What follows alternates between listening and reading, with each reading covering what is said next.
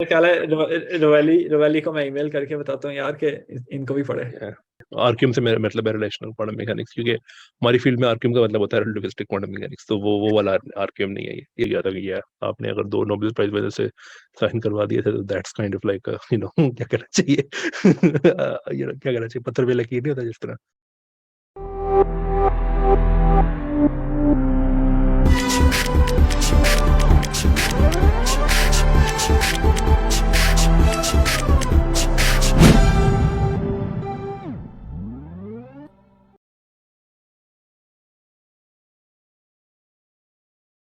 तो famous podcast में के सीजन 2 में ही हमारी एपिसोड 11 है। आज के हमारे जो गेस्ट हैं उनका नाम है मोहम्मद हमजा वसीम, और ये इन्होंने पहले क्या कहते हैं अपनी इलेक्ट्रिकल इंजीनियरिंग जो है वो यूईटी से की, और इस वक्त ये पीएचडी कर रहे हैं फिजिक्स में ऑक्सफोर्ड के अंदर, और ये एक रोड स्कॉलर हैं। So welcome to the podcast. आप सबसे पहले क्या कहते हैं, जो हम अपनी बात शुरू करते हैं हम यहाँ से शुरू करते हैं कि आपने अपनी जो अंडर ग्रेड यूईटी से किया था, उसके बाद जो फाइनल ईयर प्रोजेक्ट था वो आपने लम्ब से किया था, तो वो प्रोजेक्ट क्या था उसके बारे में कुछ बताएं। जी, तो जैसे कि आपने कहा कि बैचलर्स मेरा यूटी लाहौर से था और इलेक्ट्रिकल इंजीनियरिंग में डिग्री थी, लेकिन इंटरेस्ट मेरा फिजिक्स में था। तो फिजिक्स में मैं देख रहा था कि कहाँ प्रोजेक्ट किया जा सकता है, थीसिस किया जा सकता है, या थीसिस नहीं तो कोई रिसर्च प्रोजेक्ट किया जा सकता है। तो यूईटी में क्योंकि बैचलर्स डिपार्टमेंट तो है ही नहीं फिजिक्स का, और जो ग्रेजुएट वाला है स्कूल फिजिक्स का, वो ज़्यादातर नैनो टेक्नोलॉजी पे फोकस करते हैं। तो वो वैसे भी उस वक्त एक अंडरग्रेड के लिए मेरा ख्याल है इनएक्सेसिबल वो होती हैं लैब्स। तो फिर लम्स में डॉक्टर सभी अनवर की लैब जो है, जिसको फिज लैब कहते हैं, तो उनसे मैंने रब्ता किया। तो वहाँ पे क्वांटम ऑप्टिक्स में मैंने अपना थीसिस किया। और इसमें क्योंकि यूईटी लाहौर में रूल ये होता है कि आपने 3 या 4 लोगों ने जो है मिलके प्रोजेक्ट करना होता है। और क्योंकि इंजीनियरिंग यूनिवर्सिटी है तो रूल ये भी है कि कोई आपने प्रोडक्ट बनाना होता है, कोई ऐसी चीज़ जो कि ना जिसमें कोई या तो कोई अगर फिजिक्स का काम भी कर रहे हैं तो वो अप्लाइड या एक्सपेरिमेंटल काम होना चाहिए। तो खाली थियोरेटिकल काम से बात नहीं बनती।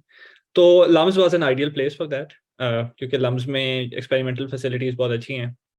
तो वहाँ पे मैं और मेरे 3 साथी डॉक्टर सभी के पास गए। तो उन्होंने फिर हमें ये क्वांटम ऑप्टिक्स का काम दिया। और उस प्रोजेक्ट में हमने बेसिकली किया ये कि पहले हमने सिंगल फोटोन जो हैं, बेसिकली हम क्वांटम कंप्यूटिंग या क्वांटम इंफॉर्मेशन के कुछ बेसिक एक्सपेरिमेंट्स जो हैं वो डेवलप करना चाह रहे थे। तो basically it was suppose to be a development project. तो उसमें एक काम तो ये था बड़ा कि जो सिंगल फोटोन डिटेक्टर से जो पल्सेस रिसीव हो रही हैं, जो कि यानी एक फोटोन जब डिटेक्ट होता है तो वो डिटेक्टर जो है एक पल्स क्रिएट करता है। तो और वो बहुत थोड़ी, उस पल्स की जो पल्स विड्थ है वो बहुत थोड़ी होती है, वो जाहिर है बहुत ज़्यादा तादाद में आ रही होती हैं।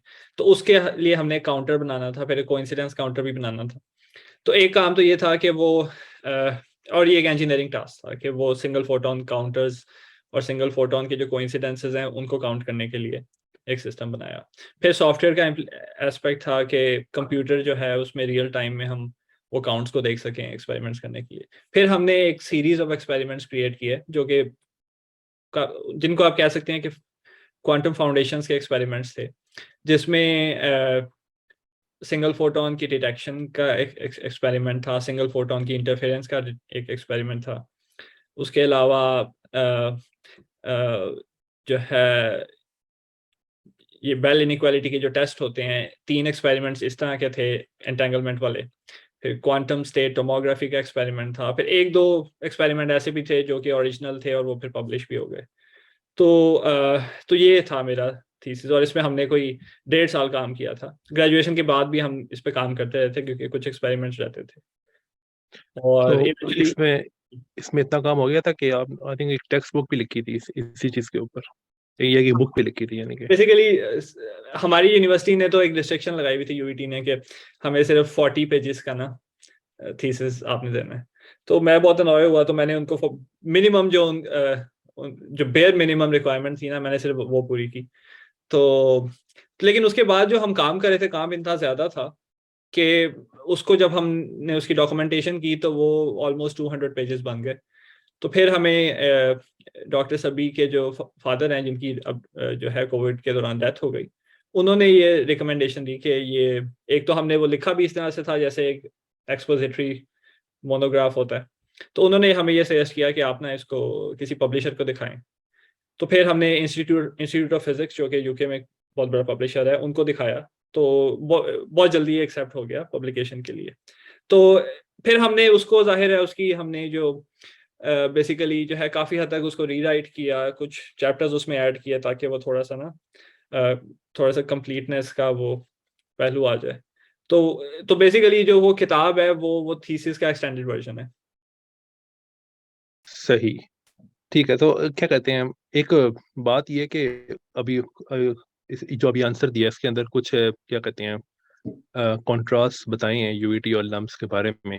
तो इनके अलावा कोई और डिफरेंसेस दिखे यूईटी और लम्स के बीच में, अपार्ट फ्रॉम द फैक्ट कि वहाँ पे लम्स में एक्सपेरिमेंटल फैसिलिटीज ज़्यादा थी, इसके अलावा कुछ और, फॉर एग्जांपल कि वहाँ लम्स का माहौल और यूईटी के माहौल में कोई क्या बहुत बड़ा डिफरेंस है? क्योंकि पाकिस्तान में और के लिए लोगों के LUMS is totally different universe as compare to other universities. हाँ, काफ़ी फ़र्क है यूईटी में जो है। यूईटी में लैब्स में एक्सेस इतना इजीली नहीं मिलता। ज़्यादातर लैब्स हैं वो बंद हो जाती हैं 5 बजे, 4-5 बजे बंद हो जाती हैं। लेकिन लम्स में जो है, अगर आपको उन्होंने एक्सेस दिया हुआ है तो कार्ड के ज़रिए ऑपरेट होता है वो, तो आपको बेसिकली 24/7 एक्सेस मिल जाती है लैब्स की। दूसरी बात यह है कि लम्स, मतलब हम लम्स में स्टूडेंट नहीं थे, लेकिन हमें लम्स में लैब्स में एक्सेस मिली हुई थी। तो लम्स में एक ये भी बड़ी खूबी है कि वो डिफरेंट जो इंस्टीट्यूट्स लम्स के अलावा इंस्टीट्यूट से स्टूडेंट्स आते हैं उनको भी वो फैसिलिटेट करते हैं काम करने के लिए, रिसर्च के लिए। और ये फिजिक्स डिपार्टमेंट में भी है लम्स में इस तरह, और बाकी जो है बायोलॉजी डिपार्टमेंट में भी मैंने देखा है, गालबन मैथ्स डिपार्टमेंट में भी है। तो लेकिन तो यूईटी में जो ये जो है ना, एक एक्सेस प्रोवाइड करना लैब्स के लिए, वो बहुत, मतलब वो इतना वेलकमिंग जगह नहीं है यूईटी। और फिर एक मसला ये भी है कि यूईटी में मैंने ये फील किया कि वो काफ़ी ज़्यादा डिस्करेज कर रहे थे कि ये लम्स के साथ ना करें, जो है ना थीसिस। और उसमें उनके आर्ग्यूमेंट्स बहुत ही बचकाना किस्म के आर्ग्यूमेंट्स थे कि क्रेडिट लम्स को मिलेगा और जो पब्लिकेशन होगी तो लम्स की रैंकिंग ऊपर चली जाएगी। तो ओके, इस तरह के आर्ग्यूमेंट्स जो हैं वो हमें सुनने को मिल रहे थे जब हम अपना थीसिस कर रहे थे। देख लो यूटी वापस तो नहीं जाना। किसने? मगर यूटी वापस तो नहीं जाना, ये सब कह रहे हो आप जाके कुछ कह रहे थे बाद में जाकर नहीं कि नहीं तुमने ये कहा था नहीं पॉडकास्ट में। नहीं, यूईटी क्या करना है और जाकर। तो यूईटी ओके, में अच्छा एक और, हाँ बोलो। हाँ, तो यूनिटी में और भी काफ़ी मसाइल थे, मतलब ये इस तरह की बातें भी होती थी। और फिर फंडिंग के मसले भी हैं। मतलब ये जो एक्सपेरिमेंट्स होते हैं सिंगल फोटॉन्स वाले, ये काफ़ी महंगे एक्सपेरिमेंट्स होते हैं। तो यूईटी में जाहिर है यूईटी के पास इस तरह की फंडिंग नहीं होती कि वो अफोर्ड कर सके इस तरह के एक्सपेरिमेंट्स। और फिर एक और मसला ये भी है कि जो फंडिंग यूईटी में आती है वो, उसमें भी फेवरेटिज्म का पहलू होता है। जो फाइनल ईयर प्रोजेक्ट का जो कोऑर्डिनेटर होता है, उसका जो अपना ग्रुप होता है या उसके जो पसंद के स्टूडेंट्स होते हैं, फंडिंग वो ज्यादातर उधर चली जाती है, बाकी लोगों को बताया नहीं जाता। तो ये इस तरह की पॉलिटिक्स भी यूईटी में काफी ज्यादा है। ओके, सो अभी ऑक्सफोर्ड में पढ़ रहे हो, सो ऑक्सफोर्ड में क्या कहते हैं, एज अ रोड स्कॉलर जो है, मैं पूछना ही चाहता हूँ कि ऑक्सफोर्ड का जो माहौल है वो, फॉर एग्जांपल ऑक्सफोर्ड में जब पढ़ रहे होगे तो हम यूके की दूसरी यूनिवर्सिटीज भी देखी होंगी, राइट? सो ऑक्सफोर्ड और यूके की दूसरी जितनी भी देखी हैं, अगर हो सकता है एक दो तो देखी हैं मैंने शायद। सिर्फ कैम्ब्रिज और ऑक्सफोर्ड देखी है फिलहाल। अच्छा चलो ठीक है, कैम्ब्रिज और ऑक्सफोर्ड देखी है, तो कैम्ब्रिज और ऑक्सफोर्ड के बीच में कोई ज्यादा डिफरेंस नजर आया उनके माहौल के अंदर या ऑन नहीं? ऑन द सरफेस तो कोई ज्यादा डिफरेंस नहीं नजर आया। दूसरी बात यह है कि कैम्ब्रिज मैंने सिर्फ 2 दिन के लिए देखी है, तो इतना ज्यादा मैं कह नहीं सकता। ओके, बस जाहिरी तौर पे फर्क कैम्ब्रिज में और ऑक्सफोर्ड टाउन्स में ये है कि ऑक्सफोर्ड यूनिवर्सिटी जो है वो थोड़ी ज़्यादा फैली हुई है, इट्स मोर स्पेशियस। कैम्ब्रिज जो है वो इतनी ज़्यादा नहीं फैली हुई। बाकी जो मैंने अपने मेरे जो स्टूडेंट्स, क्योंकि मैं टीचिंग भी करता हूँ ऑक्सफोर्ड में, तो मेरे जो स्टूडेंट्स कैम्ब्रिज से भी आते हैं, तो अभी तक जो मैंने सुना है तो लगता है कि दोनों एक जैसे ही हैं, कोई ज़्यादा फर्क नहीं है। कुछ कोर्सेज का लेकिन फर्क है। कुछ हाँ, कोर्सेज जैसे कैम्ब्रिज में बैचलर्स में आप जो है ना फिजिक्स में नहीं कर सकते। आप नेचुरल साइंस की डिग्री करते हैं या फिर मैथमेटिक्स वाला जो है ट्राइपोज करते हैं, जिसमें आप फिजिक्स में स्पेशलाइज कर सकते हैं, लेकिन स्पेशलाइज्ड बैचलर्स की फिजिक्स की डिग्री नहीं है। ऑक्सफोर्ड में फिजिक्स की डिग्री, मतलब ये स्पेशलाइज्ड डिग्रीज भी हैं अंडर ग्रेजुएट लेवल पे, लेकिन उसके साथ साथ फिलोसफी के साथ कॉम्बिनेशंस भी अवेलेबल हैं, physics and philosophy, mathematics and philosophy. मेरा ख्याल है इस तरह के कॉम्बिनेशंस कैम्ब्रिज में नहीं है। तो इस तरह का थोड़ा सा फर्क है कि कुछ डिग्रीज जो हैं वो एक्सक्लूसिव टू ऑक्सफोर्ड हैं, कुछ कैम्ब्रिज में है। यानी कि कह सकते हैं कि ऑक्सफोर्ड जो है वो ज्यादा फिलोसॉफिकल है एज कम्पेयर टू कैम्ब्रिज, वहाँ पे फिलोसफी के लोग ज्यादा मिल जाएंगे। इम्प्रेशन तो यही लगता है, और हिस्टोरिकली ऐसा रहा है, क्योंकि ऑक्सफोर्ड काफी देर बाद, मतलब कैम्ब्रिज जो है उसने नेचुरल साइंसेज और मैथमेटिकल साइंसेज को ना बहुत जल्दी शुरू कर दिया था, तो ऑक्सफोर्ड लेट था बेसिकली। ऑक्सफोर्ड में मैथ्स डिपार्टमेंट्स और मैथ्स की जो डिग्रीज हैं वो काफी लेट इंट्रोड्यूस हुई थी कैम्ब्रिज की निस्बत। और यही वजह है कि हिस्टोरिकली ये थोड़ा सा जो है ना, मतलब पुराने आप लोगों से पूछें जो ऑक्सब्रिज के ग्रेजुएट्स हैं, तो वो आपको यही बताएंगे कि अगर आपने ह्यूमैनिटीज या सोशल साइंसेज पढ़नी है तो ऑक्सफोर्ड जाएं, hard sciences, natural sciences, maths पढ़नी है तो फिर कैम्ब्रिज जाएं। और ज़्यादा अगर आप देखें तो ज़्यादा फिजिक्स की जो थ्योरेटिकल फिजिक्स की जो रिसर्च है 20th सेंचुरी में, खासतौर पर वो 20th सेंचुरी के फर्स्ट हाफ में, वो ज़्यादा कैम्ब्रिज में हुई है। सही। अच्छा, अभी हम बात कर रहे थे इसके ऊपर क्वांटम फाउंडेशंस के ऊपर, राइट? तो अभी जो रिसेंटली एक नोबेल प्राइज मिला है फिजिक्स का, वो आई थिंक काफी वेट के बाद जो है वो क्वांटम फाउंडेशंस करने वाले लोगों को मिला है, जो कि आई थिंक काफी देर से ड्यू था इन लोगों के लिए। तो इस पे कुछ बात करते हैं। So as a physics student मुझे कुछ जो पता है इसके बारे में, लेकिन आप अगर बताना चाहो उसके बारे में कि ये किस चीज़ के ऊपर मिला है। ये फॉर एग्जाम्पल ये 3 लोग हैं, एस्पेक्ट, क्लाउजर और ज़ाइलिंगर, इनके काम क्या थे जिनके ऊपर इनको ये नोबेल प्राइज मिला है? ये बेसिकली जो ईपीआर एक बहुत मशहूर पेपर है आइंस्टाइन और पोडोल्स्की और रोजन का 1935 में।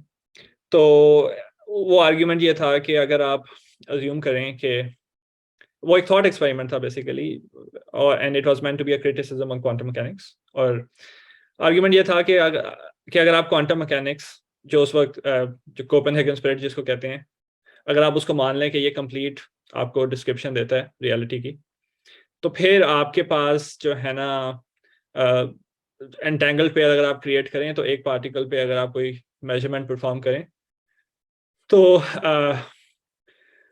दूसरा पार्टिकल जो कि बहुत ज़्यादा फासले पे हो सकता है, उस पे उसकी जो स्टेट है वो इफेक्ट होती है। यानी अगर आप दो पार्टिकल्स, एक पार्टिकल पेयर को क्रिएट करें और पार्टिकल्स को बहुत दूर ले जाएं, एक तरफ जो है एक खास बेसिस में मेजरमेंट करें, दूसरी तरफ एक एक डिफरेंट बेसिस या एक सेम बेसिस में मेजरमेंट करें, और फिर अगर आप उनकी कोरिलेशन चेक करें तो कुछ बहुत स्ट्रॉन्ग किस्म की कोरिलेशंस आपको नजर आती हैं। तो तो इसमें अजम्पशन ये थी कि लोकेलिटी जो है ना, लोकेलिटी एग्जिस्ट करती है, और क्योंकि इस सिचुएशन में लोकेलिटी वायलेट होती नजर आ रही है, तो कंक्लूजन ये है कि क्वांटम मैकेनिक्स इनकम्प्लीट है। ठीक है, तो और वो पेपर का टाइटल भी कुछ इस तरह का ही था, मुझे एग्जैक्टली याद नहीं है, लेकिन इस तरह का ही था कि इट वाज एक क्वेश्चन था कि क्वांटम मैकेनिकल डिस्क्रिप्शन जो है वो कंप्लीट है या नहीं है। और फिर उसके बाद अच्छा, उस वक्त फिर बोहर ने इसका जवाब दिया, और भी बोहर ने ही जवाब दिया मेनली, लेकिन वो कोई बहुत ज़्यादा जो है ना, खैर उस वक्त मसला ये भी था कि एक्सपेरिमेंटली ये पता नहीं था ये किस तरह परफॉर्म कर सकते हैं, और क्वांटम मैकेनिक्स की जो प्रेडिक्शंस थी वो लैब में मतलब कारामद थी और काम हो रहा था। तो फिर खैर उस वक्त इस पे बहुत ज़्यादा तवज्जो नहीं दी गई, काम होता रहा। और उसी साल 1935 में श्रोडिंगर ने भी एक पेपर लिखा जिसमें उसने वो श्रोडिंगर्स कैट वाला जो पैराडॉक्स है उसका जिक्र किया, और उसने फिर एंटेंगलमेंट की बात भी किया। और श्रोडिंगर ने थोड़ा सा इसकी तरफ इशारा किया कि ये जो एंटेंगलमेंट है ना, ये क्वांटम मैकेनिक्स का ये एक मेन फीचर है। तो एनीवे फिर उसके बाद 1964 में जॉन बेल, जो कि एक ब्रिटिश फिजिसिस्ट था, सर में काम करता था, उसने एक पेपर लिखा जिसमें उसने ये जो ईपीआर वाला एक्सपेरिमेंट है इसी पे एक मैथमेटिकल थियरम उसने दिया, और जिसको जो है बेल्स थियरम कहते हैं। और उसमें बेसिकली एक इनइक्वालिटी, तो उसमें आइडिया ये है कि अगर आप लोकेलिटी को अज्यूम करते हैं और आप कहते हैं कि कुछ हिडन वेरिएबल्स हैं जो कि क्वांटम मैकेनिक्स का हिस्सा नहीं है, तो फिर आप जो है वो प्रेडिक्शंस कैलकुलेट कर सकते हैं, वो जो दो मेजरमेंट्स हैं ना, वो जो उनकी जो कोरिलेशंस आ रही हैं, तो उन कोरिलेशंस को कि जब आप एवरेज निकालें तो एक आपको ना एक लिमिट्स मिल जाती हैं कि एक खास नंबर से कम होगी, एक खास नंबर से ज़्यादा होगी। लेकिन जो क्वांटम मैकेनिक्स की अगर आप प्रिडिक्शंस निकालें कैलकुलेशंस के जरिए भी, तो वो उसको वायलेट करती नजर आती हैं। तो फिर एक तरह से समझ आ गई कि ये जो लोकल हिडन वेरिएबल थियरीज हैं और क्वांटम मैकेनिक्स जो है, इनकी प्रिडिक्शंस में थोड़ा सा फर्क है। और क्योंकि वो एक मैथमेटिकल एक जो है थियरम था, तो उसे थोड़ा सा ये भी पता लग गया कि ये एक टेस्टेबल चीज़ है, मतलब अगर लैब में एक्सपेरिमेंट करें तो देखा जा सकता है, क्योंकि नंबर्स हमें पता लग गए हैं। फिर उसके बाद अच्छा, जॉन बेल का जो पेपर है, मजे की बात, उसने एक ऐसे जर्नल में पब्लिश किया जो कि नया नया शुरू हुआ था, ठीक है, और वो जर्नल उसके कुछ अर्से बाद बंद हो गया। तो वो यानी जॉन बेल वाज लकी कि किसी के एस्पेक्ट नहीं, एस्पेक्ट से पहले फ्रीडमैन और क्लाउजर का जो एक्सपेरिमेंट था 1972 में, तो उनकी नज़र से ये पेपर गुजर गया, तो they got interested in it. तो और उन्होंने फिर पहला एक्सपेरिमेंट किया जिसमें जो थी वो इनइक्वालिटी वायलेट हुई। अब अगर ये पेपर उनकी नज़र से ना गुजरता तो हो सकता है ये टोटली इग्नोर हो जाता, क्योंकि एक बड़े अननोन से जर्नल में पब्लिश हुआ था, क्योंकि मेन स्ट्रीम जर्नल्स जो हैं वो they were not willing to accept these kind of papers.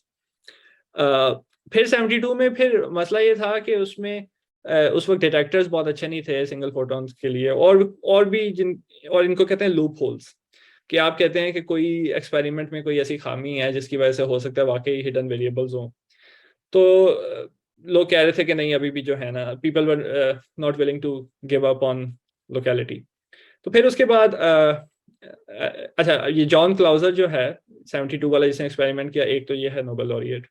फिर उसके बाद एलेन एस्पेक्ट जो कि फ्रेंच फिजिसिस्ट है, उसने अपने पीएचडी के दौरान जो है बेल के और मजीद टेस्ट किए इनइक्वालिटीज़ के।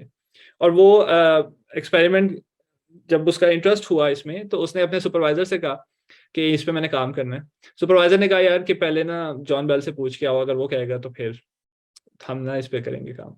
तो वो जॉन बेल के पास गया, जॉन बेल को उसने बताया, तो जॉन बेल ने सबसे पहले पूछा कि तुम्हारे पास परमानेंट पोजीशन है, यानी basically John Bell was implying कि अगर कोई एकेडमिया में परमानेंट पोजीशन नहीं है तो फिर रिस्क ना लो इस पे ना। तो खैर एलेन एस्पेक्ट ने कोई 7-8 साल काम किया, उसका पीएचडी का थीसिस अभी भी अवेलेबल है ऑनलाइन, कोई 250-300 पेजेस हैं उसमें। तो खैर उसने बड़ी मेहनत करके 3 एक्सपेरिमेंट्स किए और काफ़ी हद तक लूप होल्स क्लोज हो गए। उसके बाद फिर मजीद कुछ लूप होल्स थे, अभी भी गुंजाइश थी कि हो सकता है कोई लोकल हिडन वेरिएबल थ्योरी जो है वो हो, मतलब अभी रूल आउट नहीं हुई। फिर उसके बाद एंटन ज़ाइलिंगर आता है जो कि ऑस्ट्रियन फिजिसिस्ट है, और उसका वियना में बहुत बड़ा रिसर्च ग्रुप है। तो उसने फिर मजीद एक्सपेरिमेंट्स किए, और ज़ाइलिंगर जो है उसने और भी एक्सपेरिमेंट्स किए जिसकी वजह से वो मशहूर है। उसने सबसे पहला क्वांटम टेलीपोर्टेशन का एक्सपेरिमेंट किया, क्रिप्टोग्राफी के भी उसने एक्सपेरिमेंट्स किए। तो उसका जो ग्रुप है वियना में, it's one of the, I think it's the leading group in quantum foundations experimentally. तो फिर तो इन तीनों को जो है ये नोबेल प्राइज मिला है for showing the violation of Bell inequalities. और जाहिर है इसकी इसकी इसी दौरान क्वांटम कंप्यूटिंग पे रिसर्च भी शुरू हो गई, और क्वांटम इंफॉर्मेशन जो है वो एक बहुत मैच्योर एरिया बन गया। और उसमें ये जो एंटेंगलमेंट, बेसिकली ये जो इनइक्वालिटीज वायलेट होती हैं, इसके लिए आपको एक एंटेंगल पेयर चाहिए होता है। तो एंटेंगलमेंट की जो इंपॉर्टेंस है वो एक तरह से अब एस्टेब्लिश हो चुकी है, और क्वांटम कंप्यूटिंग में, क्रिप्टोग्राफी में जो है वो इस्तेमाल होती है। तो अब मेरा ख्याल है, अब मतलब आपने ये पूछा ना कि इसको इतना देर क्यों हो गई, एक तरह से 50 साल बाद ये मिला मतलब अगर आप क्लाउजर के पॉइंट ऑफ व्यू से देखें, तो उसने तो 1972 में किया था, और एक तरह से जॉन बेल जो है वो रह गया, उसको नहीं मिला है प्राइज, उसकी डेथ हो गई 1990 में। तो एक तरह, लेकिन अब जो नोबेल कमेटी है वो इसका ख्याल करती है कि ना एक्सपेरिमेंटली चीज एस्टेब्लिश हो जाए, और मतलब I think they are very conscious about their reputation, कि बाद में अगर पता लगे कि चीज जो है वो गलत थी, तो फिर I think they are very cautious about the reputation. दूसरा ये भी है कि क्योंकि जो नॉमिनेट करने वाले लोग होते हैं वो ज्यादातर पुराने नोबेल लॉरिएट्स होते हैं, और वो कम्युनिटी के लोग ही होते हैं। या स्वीडिश नोबेल कमेटी में भी कुछ लोग होते हैं जो कि नोबेल लॉरियर्स नहीं होते, लेकिन वो उनका भी वोट होता है।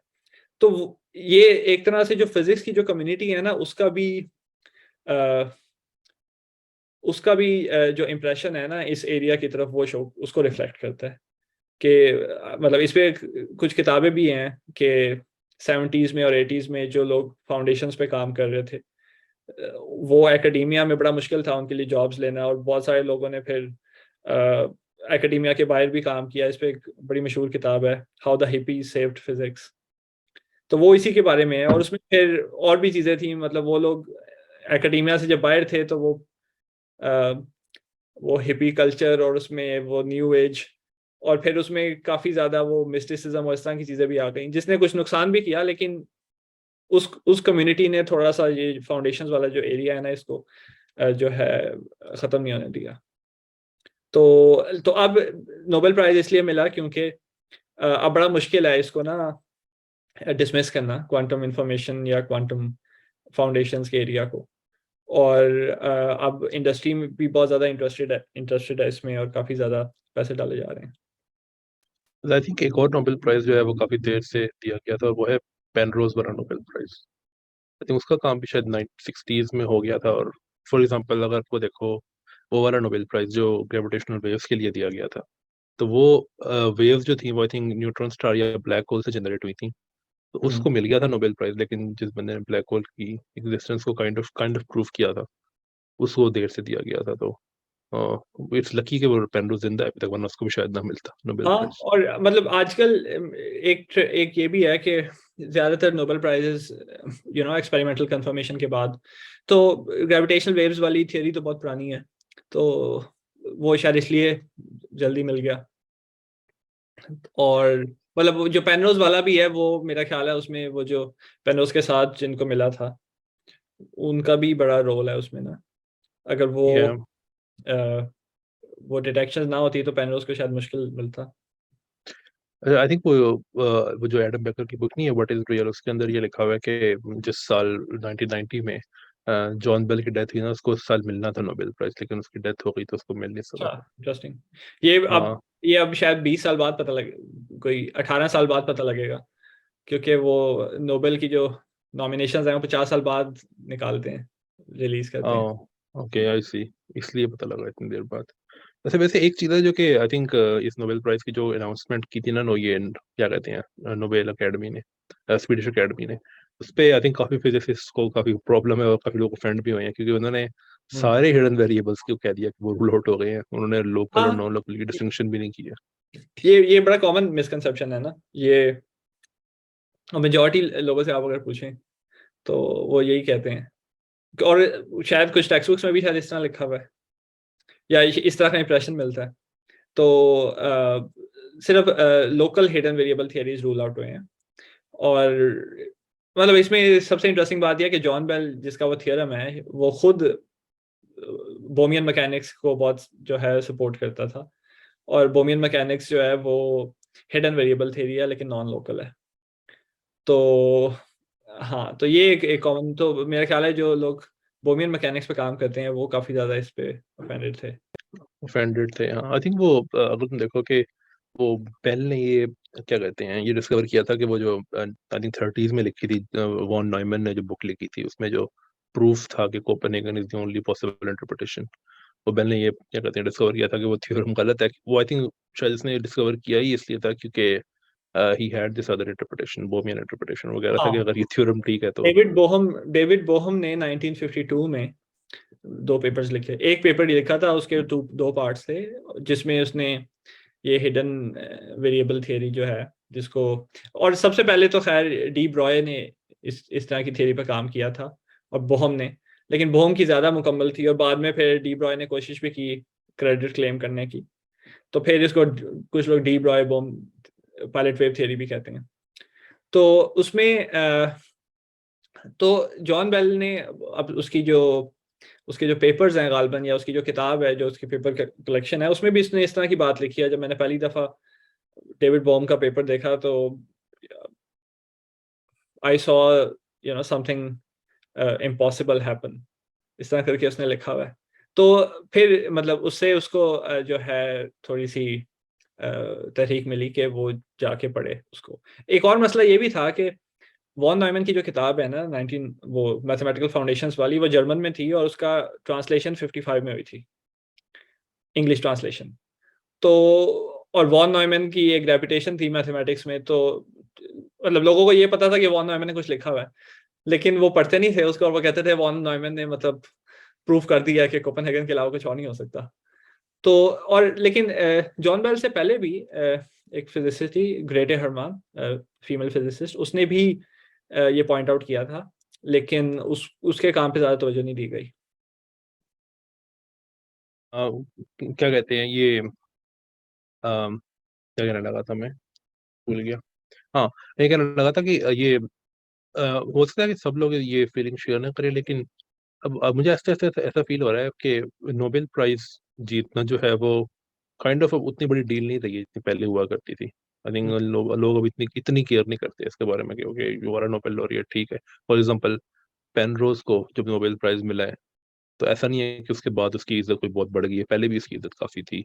यानी कि जितना उसका नाम था एकेडमिया में, और आई थिंक काफी लोग जो दूसरे लोग हैं, क्लाउजर और ये अभी जो नोबेल प्राइज मिला है एस्पेक्ट क्लाउजर और साइलिंगर को, आई थिंक उनकी नोबेल प्राइज जीतने से पहले भी आई थिंक उतनी ही थी, अच्छा, यू नो। उसकी उसकी मेरे ख्याल है वजह ये है कि जब जब 1910s 1920s में जो नोबेल प्राइजेस मिल रहे थे, वो बहुत यंग लोगों को और बहुत ही यंग लोगों को मिल रहे थे, और वो थोड़ा सा ना, वो थोड़े से रिस्की नोबेल प्राइजेस थे। मतलब उस वक्त नोबेल प्राइज था भी नया नया, लेकिन वो थोड़े से रिस्की नोबेल प्राइजेस थे।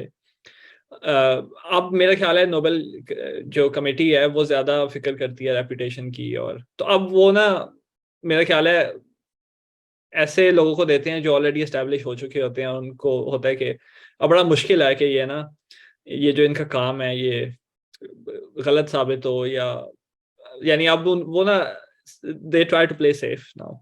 और तो इसलिए वो एक्सपेरिमेंट्स पे ज्यादा मेरा ख्याल है फोकस है, और काम बहुत अरसे पहले हुआ होता है और पता लग गया होता है कि इसका ये इम्पैक्ट हो गया है, और फिर मिलता है प्राइस। तो लेकिन ये अच्छी बात है कि मेरा कि अब इसको बहुत ज्यादा ग्लोरीफाई नहीं किया जाता, क्योंकि ये एक बहुत टॉक्सिक चीज बन जाती है इस तरह की ना, एक कंपटीशन प्राइस के लिए। मतलब अगर आप काम प्राइस के लिए कर रहे हैं तो मतलब this is not a good way to do science, और प्रॉब्ली आपका काम भी अच्छा नहीं होगा अगर आप प्राइस के लिए कर या रहे हैं। या तो ये आई एक थिंक वो, अच्छा है, और लोगों ने और इस पे कई काफी ज्यादा क्रिटिसिज्म भी है ना प्राइस के रूल्स के ऊपर, कि पोस्ट ह्यूमसली नहीं मिलता, 3 लोगों को मिलता है। और मतलब अब और लोग भी थे, इस दफा का जो फिजिक्स नोबेल प्राइज है, और लोग भी थे जो डिजर्व करते हैं, जो अभी जिंदा भी हैं जिनको नहीं मिला, ठीक है। लेकिन इस बात पे सब एग्री करते हैं कि जिन 3 को मिला है उनको मिलना चाहिए। लेकिन इसके अलावा और लोग भी हैं जिनको जो है, who are also deserving of this prize, तो जिन्होंने इन्हीं एक्सपेरिमेंट्स की कुछ और वेरिएंट्स पे काम किया है, या ये क्वांटम इंफॉर्मेशन में काम किया है। तो ये लेकिन अब हाँ, अब मेरा ख्याल है जो नोबेल प्राइज का जो जो है ना, अ, जो इसका रोल है वो आउटरीच है एक टॉपिक। इसलिए जो नोबेल प्राइज की इस दफा की जो प्रेस रिलीज है, इट वाज डिसअपॉइंटिंग, क्योंकि वो आउटरीच वाला उन्होंने इतना अच्छा काम नहीं किया। मतलब they could do a better job at it. तो अब मेरा ख्याल है इसका काम आउटरीच का, और मतलब थोड़ा सा ना, क्योंकि जो लॉरिएट्स हैं उनको बहुत ज्यादा फर्क नहीं पड़ता, लेकिन आप एक एरिया को ना, एक लाइम एक पब्लिक के सामने, पब्लिक आउटरीच, और एक यंग लोगों के सामने एक एरिया को बड़े लेवल पे उसकी एक्सपोजिशन करना, ये काम है इस प्राइस का, मेरा ख्याल है। आई मीन अभी वो कह रहे थे कि और लोगों ने भी इस पे काम किया, मुझे पता नहीं वो एल्बर्ट शिमोनी जो है वो जिंदा है या उसकी डेथ हो गई है। शिमोनी मेरा ख्याल है जिंदा है। क्योंकि हाँ, तो उसको भी फिर जो मिलना चाहिए था जो ना, वो जो उसने काम सी किया एच था। एस एच जो है ना, इनइक्वालिटी क्लाउजर वाली, हम्म। क्लाउजर होल्ट शिमोनी, एक और भी है एज। एक और भी है, वो याद नहीं आ रहा। हाँ, और हॉर्न, HORNE। हाँ ठीक है, तो यस। नहीं, लेकिन इसमें थोड़ा सा ये भी है इशू के ना, वही बात के, कुछ इनमें लोग वो भी हैं, मतलब कोई सुपरवाइजर था, कोई स्टूडेंट था, तो कोई इस तरह का इशू भी है। हाँ अच्छा, ठीक है। तो ये एक अलहदा फाइन। इशू होता है मतलब इसमें वो अ, क्या नाम है, Bell Bell Burnell, Jocelyn Bell Burnell, उस तरह का केस भी बन जाता है ना, कि आपके सुपरवाइजर को मिल जाता है और आपको नहीं मिलता, अगर आप ग्रेजुएट स्टूडेंट हैं या यंग हैं। तो अभी हम जो नोबेल प्राइज की बात कर रहे थे वो कि इतना फर्क नहीं पड़ता, तो आई थिंक वो ऑब्वियसली हम उसकी बात कर रहे थे कि एकेडेमिया में इतना फर्क नहीं पड़ता, लेकिन आई थिंक जो मीडिया में अभी भी काफी फर्क पड़ता है। मीडिया के लोग जो है उसको बहुत ज्यादा उछालते हैं कि क्या कहते हैं नोबेल प्राइज मिल गया इस बंदे को, तो एज इफ के पहले वो बंदे को जानती नहीं थी एकेडेमिया और अब सारे जानते हैं। तो अब वहाँ पे जैसे तुम कह रहे थे आउटरीच के उसके तनाजुर में वहाँ पे अभी भी फर्क पड़ता है, लेकिन एकेडेमिया के अंदर इतना नहीं पड़ता। बस वो एक चीज होती है कि गुड यू इन कि तुम्हें ये प्राइज भी मिल गया है, ओके गुड। हाँ। सो अच्छा एक दूसरा, और चीज ये है हाँ। हाँ, इसको ये जो सेलिब्रिटी, मतलब अचानक साइंटिस्ट सेलिब्रिटी बन जाता है, उसमें मेरा ख्याल है थोड़ा सा कुछ सोशल कॉजेस को हेल्प किया जा सकता है, और थोड़ी सी अवेयरनेस, और अ, मतलब ऑब्वियसली बहुत ज़्यादा मीडिया का फोकस बहुत ज़्यादा जो है ना चंद लोगों पे आ जाता है। तो अगर वो if they are good at communication, और अगर वो अ, इसको अच्छे कॉजेस की तरफ यूज़ करें, तो that could also be a very powerful thing to do. ये मतलब अच्छा इसमें इसमें ना हाँ एक बड़ी मिसाल मेरा ख्याल है अब्दुल सलाम की। मतलब अब्दुल सलाम ने तो नोबेल प्राइज से पहले भी किया काम काफ़ी ज़्यादा, लेकिन उसके बाद भी अ, जो डेवलपिंग कंट्रीज हैं वहाँ की साइंस को सपोर्ट करने के लिए, तो ये इसको मतलब आप इन कॉजेस की तरफ भी यूज़ कर सकते हैं इस तरह के प्राइजेस को। और अब्दुल सलाम ने गालिबन अपने जो नोबेल प्राइज के जो पैसे थे वो भी कुछ स्कॉलरशिप्स बनाने में यूज़ कर दिए थे, आई थिंक पाकिस्तान के लिए। या आई थिंक अच्छा वो ये मैं एक बात कहने लगा था, क्या कहते हैं जो नोबेल प्राइज वाली बात है ना, कि अगर किसी बंदे को नोबेल प्राइज मिल गया तो लोग उसको बहुत ही हाईली रेटेड साइंटिस्ट मानना शुरू कर देते हैं कि इसका कहा पत्थर पे लकीर है। ये मैंने ना हमारे अपने कल्चर में बहुत देखा है, पाकिस्तानी कल्चर में, कि लोग जो हैं वो क्या कहते हैं जस्ट बिकॉज कि अगर किसी बंदे के पास नोबेल प्राइज है तो उसके कोट्स को एज फैक्ट्स जो है वो पेश करना शुरू कर देते हैं। ये हाँ, तो ये तो मतलब ये वही हीरो वर्शिप वाली बात है और कल्ट बनाने वाली बात है। फिर एक मसला ये भी है कि पाकिस्तान में ना साइंस में भी लोग समझते हैं कि अथॉरिटीज होती हैं, और जिसके पास प्राइज है या जो सबसे बड़ा चैंपियन है साइंस का, मतलब वो उसकी रीजनिंग को नहीं देखते, वो देखते हैं यार कि ये इसके पास इसके क्रेडेंशियल्स क्या हैं, और ये काफ़ी खतरनाक बात है। मतलब इसमें बहुत से लोग जिनके पास क्रेडेंशियल्स हैं, और वो लोग एक्सप्लॉइट भी कर सकते हैं लोगों को। और पाकिस्तानी एकेडमिया में बहुत से लोग जिनके पास बज़ाहिर अच्छे क्रेडेंशियल्स हैं वो एक्सप्लॉइट भी करते हैं फंडिंग बॉडीज को, और अ, बहुत बड़ी रिसर्च, मतलब रिसर्च के नाम पे काफ़ी ज़्यादा पैसे जो हैं वो लेते निकालते हैं। हाँ ये बात है कि अच्छा ये अब तो अभी एकेडेमिया की बात कर रहे थे ना, लेकिन मैं ज्यादातर उसकी बात कर रहा हूँ वो जो पाकिस्तान में जो क्या कहते हैं, क्या कहना चाहिए, थोड़ी एलीट टाइप लोग हैं या फिर क्या कहना चाहिए आम सिविलियंस की बात कर रहा हूँ मैं, एकेडमिक्स ना भी हों तो वो भी आई थिंक बहुत हाईली ज्यादा रेट करना शुरू कर देते हैं नोबेल प्राइज विनर्स हाँ, को। मतलब ये इसी बात का सिम्टम है ना कि हमारे कल्चर में अथॉरिटी की बहुत ज़्यादा रिस्पेक्ट है।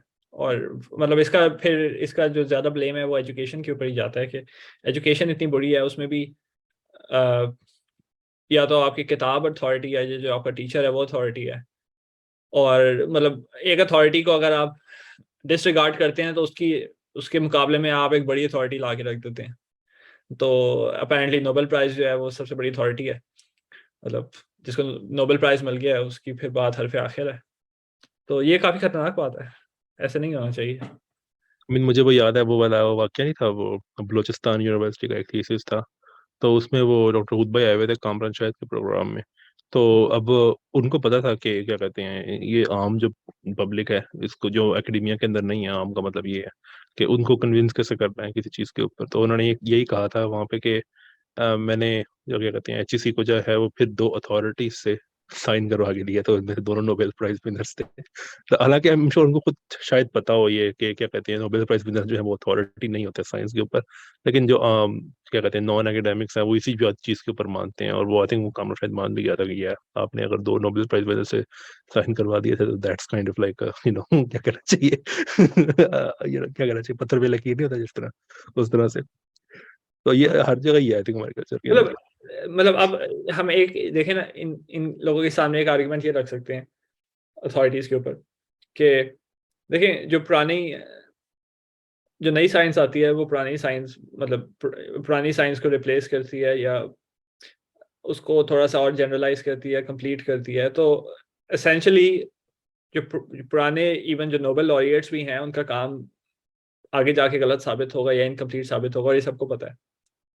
तो और मतलब कुछ हद तक ये क्लेम किया जा सकता है कि आइंस्टाइन के जो ऑब्जेक्शंस थे क्वांटम मैकेनिक्स पे, कुछ हद तक वो गलत साबित हुए हैं। ये जो इस दफा नोबेल प्राइज मिला है उन एक्सपेरिमेंट से, तो मतलब इसका मतलब ये है कि ये कहा जा सकता है कि आइंस्टाइन गलत था। तो इससे मतलब आइंस्टाइन की जो साइंस, जो आइंस्टाइन का साइंस में काम, फिजिक्स में काम था, वो डिसरिगार्ड नहीं होता, मतलब it's part of the process. तो हाँ, तो मतलब प्राइज मिले या ना मिले, अथॉरिटीज नहीं होनी चाहिए। आई थिंक और वाइनबर्ग ये की कुछ बातें भी गलत साबित हुई हैं। कुछ किसकी? बातें वो करता, वाइनबर्ग की। हाँ, वाइनबर्ग ही कहता और ये था अच्छी कि बात है, मतलब ये अच्छी बात है। आई थिंक एज एग्जांपल, अगर किसी को एग्जांपल चाहिए अगर, तो वाइनबर्ग ने अपनी बुक लिखी थी जीआर के ऊपर, आई थिंक 80s के अंदर। तो उसने जो जिस तरह से वो बुक लिखी हुई है ना, वो उसमें ना ज्योमेट्री पे बहुत कम जोर देता है और क्यूएफटी वाले फॉर्मूले पे ज्यादा जोर देता है। तो उसने ना ये कहा था कि ना, मैंने इसलिए जोर नहीं दिया बिकॉज आई डोंट थिंक कि ज्योमेट्री का इतना जो होगा वो ताल्लुक होगा फिजिक्स से फ्यूचर में, जो कि बिल्कुल गलत है। क्योंकि अगर तुम आज वो देखो, जो गेज थेरी से for example, they are related to differential geometry और फाइबर बंडल्स वगैरह। तो क्या कहते हैं, तो आई थिंक उसकी ये बात आई थिंक गलत साबित हुई थी। तो या वाइनबर्ग को भी हमें पता है अच्छे से। फॉर एग्जांपल जब लास्ट ईयर वाइनबर्ग की डेथ हुई थी, तो हमने ये नोट किया था कि वाइनबर्ग के कितने जो है वो कल्ट फॉलोअर्स हैं पाकिस्तान के अंदर। में हाँ याद होगा, राइट? हाँ हाँ तो वो भी शायद इसलिए क्योंकि वो, वेल, इसकी एक और रीजन भी है, लेकिन आई थिंक उसमें एक रीजन ही है कि वो नोबेल प्राइज विनर था। um, अच्छा, हाँ सो अभी क्या कहते हैं, जहाँ तक मेरा नॉलेज है, तो अभी एक लिंग्विस्टिक्स प्रोजेक्ट किया था, राइट? हमने अपने सुपरवाइजर के साथ मिलकर उस पर एक पब्लिकेशन भी हुई थी, आई थिंक वो कॉन्फ्रेंस पब्लिकेशन। हाँ हाँ सो उस वो प्रोजेक्ट क्या है, उसके बारे में अगर कुछ बताना चाहो। हाँ। मेरा जो अब काम है वो, जो अब पीएचडी में जो है, अप्लाइड कैटेगरी थ्योरी को मैं यूज़ करता हूँ। और अप्लाइड कैटेगरी थ्योरी जो है, उसमें भी जो है डायग्रामेटिक फॉर्मलिज्म्स होती हैं। तो मेरे जो सुपरवाइजर का काम था इससे पहले, वो था क्वांटम मैकेनिक्स की डायग्रामेटिक फॉर्मलिज्म बनाना यूजिंग कैटेगरी थ्योरी। उसको जो है कैटेगोरिकल क्वांटम मैकेनिक्स कहते हैं, या क्वांटम पिक्चरलिज्म भी कहते हैं। और उससे आप तकरीबन सारी क्वांटम मैकेनिक्स कर सकते हैं। और क्वांटम टेलीपोर्टेशन या क्वांटम कंप्यूटिंग के जो एल्गोरिदम्स हैं, उसकी भी आप रीजनिंग कर सकते हैं, क्वांटम सर्किट्स की सिंप्लीफिकेशन कर सकते हैं। तो काफ़ी ज़्यादा ना उसकी एप्लीकेशंस हैं इस फॉर्मलिज्म की। तो कुछ साल पहले जो है, मेरे सुपरवाइजर एक टॉक दे रहे थे मैगिल यूनिवर्सिटी में। और उस टॉक में जिम लैम्बर्ट ऑडियंस में थे। जिम लैम्बर्ट जो है वो काफ़ी बड़े लिंग्विस्ट थे, वैसे मैथमेटिशियन थे मेनली, लेकिन उनका लिंग्विस्टिक्स में भी जो है काफ़ी काम था। तो ये डायग्रामेटिक फॉर्मलिज्म को यूज़ करके वो क्वांटम टेलीपोर्टेशन एक्सप्लेन कर रहे थे मेरे सुपरवाइजर। तो जिम लैम्बर्ट ने जो है क्वेश्चन आंसर सेशन में कहा कि ये जो डायग्राम्स हैं, इस तरह की डायग्राम्स जो हैं, ये ग्रामर, जो मैथमेटिकल ग्रामर है उसमें भी, या फॉर्मल लिंग्विस्टिक्स है उसमें भी हम बनाते हैं। तो उसके बाद फिर खैर वो इतना ज़्यादा ध्यान नहीं दिया मेरे सुपरवाइजर ने इस कमेंट पे। लेकिन बाद में फिर एक लॉजिशियन और एक लिंग्विस्ट के साथ मिलके वो एक प्रॉब्लम पे काम कर रहे थे। और प्रॉब्लम ये थी कि अगर आपके पास वर्ड्स के मीनिंग है, तो फिर आप सेंटेंस के मीनिंग कैसे डिराइव कर सकते हैं। ठीक है, आमतौर पे जब कंप्यूटर साइंस में जब लैंग्वेज स्टडी की जाती है या लैंग्वेज के मॉडल्स बनाए जाते हैं, तो वेक्टर स्पेसेस यूज़ किए जाते हैं। ठीक है, तो जो सारे वर्ड्स होते हैं वो वेक्टर्स होते हैं बेसिकली। तो अब सवाल ये है कि आप एक डिक्शनरी बना सकते हैं, हर वर्ड के कोरिस्पॉन्डिंग आप एक वेक्टर लिख सकते हैं। लेकिन अगर आपने एक सेंटेंस का मीनिंग आपको चाहिए, तो वो जो वेक्टर्स हैं वर्ड्स वाले, उससे आप सेंटेंस की तरफ कैसे जाएंगे, ये सवाल है। ठीक है, अब ये मतलब इसके आगे आप जो है अलहदा इस प्रॉब्लम के जो है सब डिविजन्स बना सकते हैं कि क्या वो मैट्रिक्स होगा या क्या वो बहुत बड़ा वेक्टर होगा, और बीच में क्या मैथमेटिकल ऑपरेशंस आप अप्लाई करेंगे। तो उसमें फिर इन जो है इस प्रॉब्लम को सॉल्व करने के लिए वो जो पीछे एनालॉजी थी ना टेलीपोर्टेशन और ग्रामर वाली, वो इनके जहन में आई। और तो फिर आइडिया ये था कि जो ग्रामर है ना, वो बेसिकली वर्ड्स के बीच में जो एंटेंगलमेंट है उसके साथ एनालॉजी बनेगी। यानी जो वर्ड्स हैं वो कोरिस्पॉन्ड करते हैं क्वांटम स्टेट्स के, और जो ग्रामर है वो कोरिस्पॉन्ड करती है एंटेंगल, या आप उसे बेल टाइप मेजरमेंट्स कह सकते हैं, जिसमें दो पार्टिकल्स हैं आपके पास और उनको आपने इकट्ठा कर इंटरेक्ट करके फिर मेजर किया। तो एनीवे ये एक एनालॉजी है सिर्फ, इसमें कोई इस तरह की क्लेम नहीं है कि लैंग्वेज जो है वो क्वांटम मैकेनिक्स से चलती है। लेकिन ये एनालॉजी बड़ी पावरफुल है, क्योंकि इसमें वो जो सारे जो टूल्स उन्होंने बनाए हुए थे कैटेगरी थियरी को यूज करके क्वांटम मैकेनिक्स के लिए, वो अब लैंग्वेज पे अप्लाई हो रहे थे। और क्योंकि वो जो फॉर्मलिज्म थी वो क्वांटम कंप्यूटेशन पे भी एप्लीकेबल थी, तो इन्हीं ये जो लैंग्वेज के मॉडल्स हैं, इनको आप इनके साथ आप मशीन लर्निंग कर सकते हैं on quantum computers, which is a very powerful technique. और इस पे फिर खैर इन्होंने जिस वक्त ये पेपर इन्होंने लिखा, ये 2013 में गालिबन पेपर लिखा था, जिसमें वो टेलीपोर्टेशन एक्सपेरिमेंट और सेंटेंसेस फॉर्मेशन, यानी वर्ड से सेंटेंस की तरफ जाना, उसमें एनालॉजी वो एक्सप्लेन कर रहे थे। फिर उसके कुछ अर्से बाद, अच्छा तब तक जाहिर है ये 2013 में क्वांटम कंप्यूटिंग अभी, अब तो खैर 20 क्यूबिट्स या उससे ज़्यादा क्यूबिट्स बहुत इजी हो गया, लेकिन उस वक्त कम क्यूबिट्स थे। तो फिर उसके बाद फिर एक और पेपर इन्होंने लिखा कि अगर आपने एक सेंटेंस है आपके पास, और सेंटेंस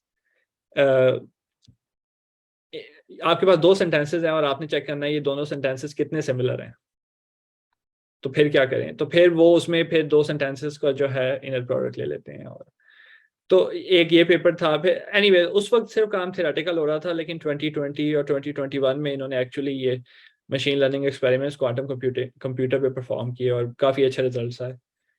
एनीवे तो अब जो है ये quantum inspired natural language processing या क्वांटम नेचुरल लैंग्वेज प्रोसेसिंग जो है, ये बाकायदा एक इमर्जिंग एरिया बन गया है। काफ़ी इस पे काम हो रहा है, और भी ग्रुप्स हैं हमारे ग्रुप के अलावा, ज़्यादातर यूके या यूरोप में ही है।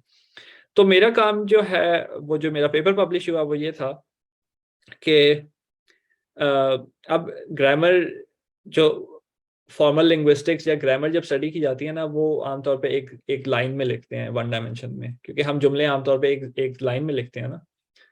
तो ये जो जब आप कैटेगरी थियरी में इसको ले जाते हैं, तो ये जो वन डायमेंशनल ग्रामर है, ये टू डायमेंशन में मैप हो जाती है।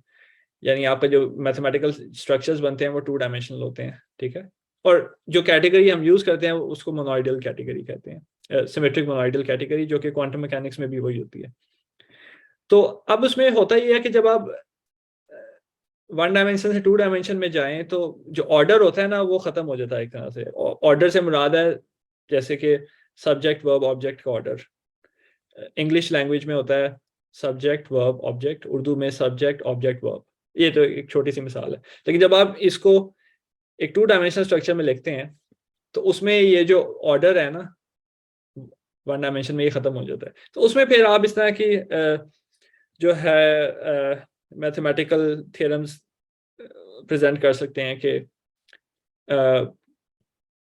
डिफरेंट जो लैंग्वेजेस हैं उसकी जो ग्रामर में किस हद तक सिमिलैरिटी है, जो मिनिमम स्ट्रक्चर है एक ग्रामर का, वो दूसरी ग्रामर से कितना रिलेटेड है। और फिर आप थोड़ी सी ट्रांसलेशन की बात कर सकते हैं, और वो चॉम्स्की का जो यूनिवर्सल ग्रामर का आइडिया है उसको एक्सप्लोर कर सकते हैं। तो वो जो मेरा पेपर था उसमें हमने उर्दू और इंग्लिश में जो है उनके बीच में ये स्ट्रक्चर्स बनाए थे।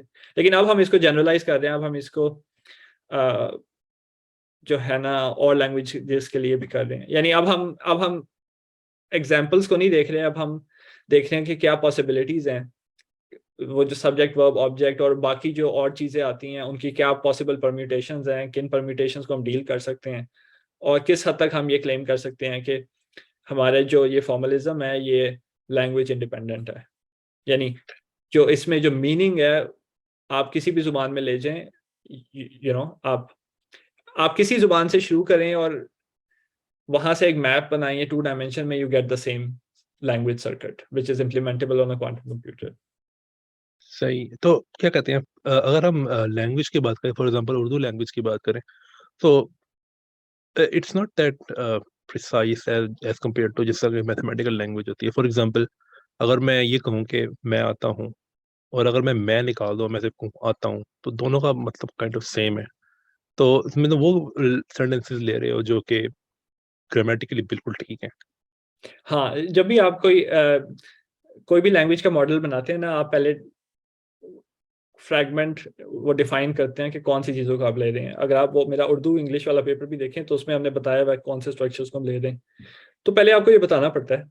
तो एक तरह, और यही वजह है, मतलब आपने कहा कि ह्यूमन लैंग्वेजेस जो है वो इतनी प्रिसाइज नहीं होती, यही वजह है कि बड़ा मुश्किल है इस तरह का काम करना, क्योंकि उसमें बहुत ज़्यादा डिफरेंसेस आते हैं। फिर जो प्रॉब्लम है वो फिर दो हिस्सों में चली जाती है। एक ये है कि कॉमन फीचर्स क्या है लैंग्वेजेस में, ठीक है, मिनिमम वो कि जो कि बेयर मिनिमम है, और फिर स्पेसिफिक फीचर्स क्या हैं जो कि हर लैंग्वेज में जो है स्पेसिफिक डिफरेंट हो सकते हैं, ठीक है।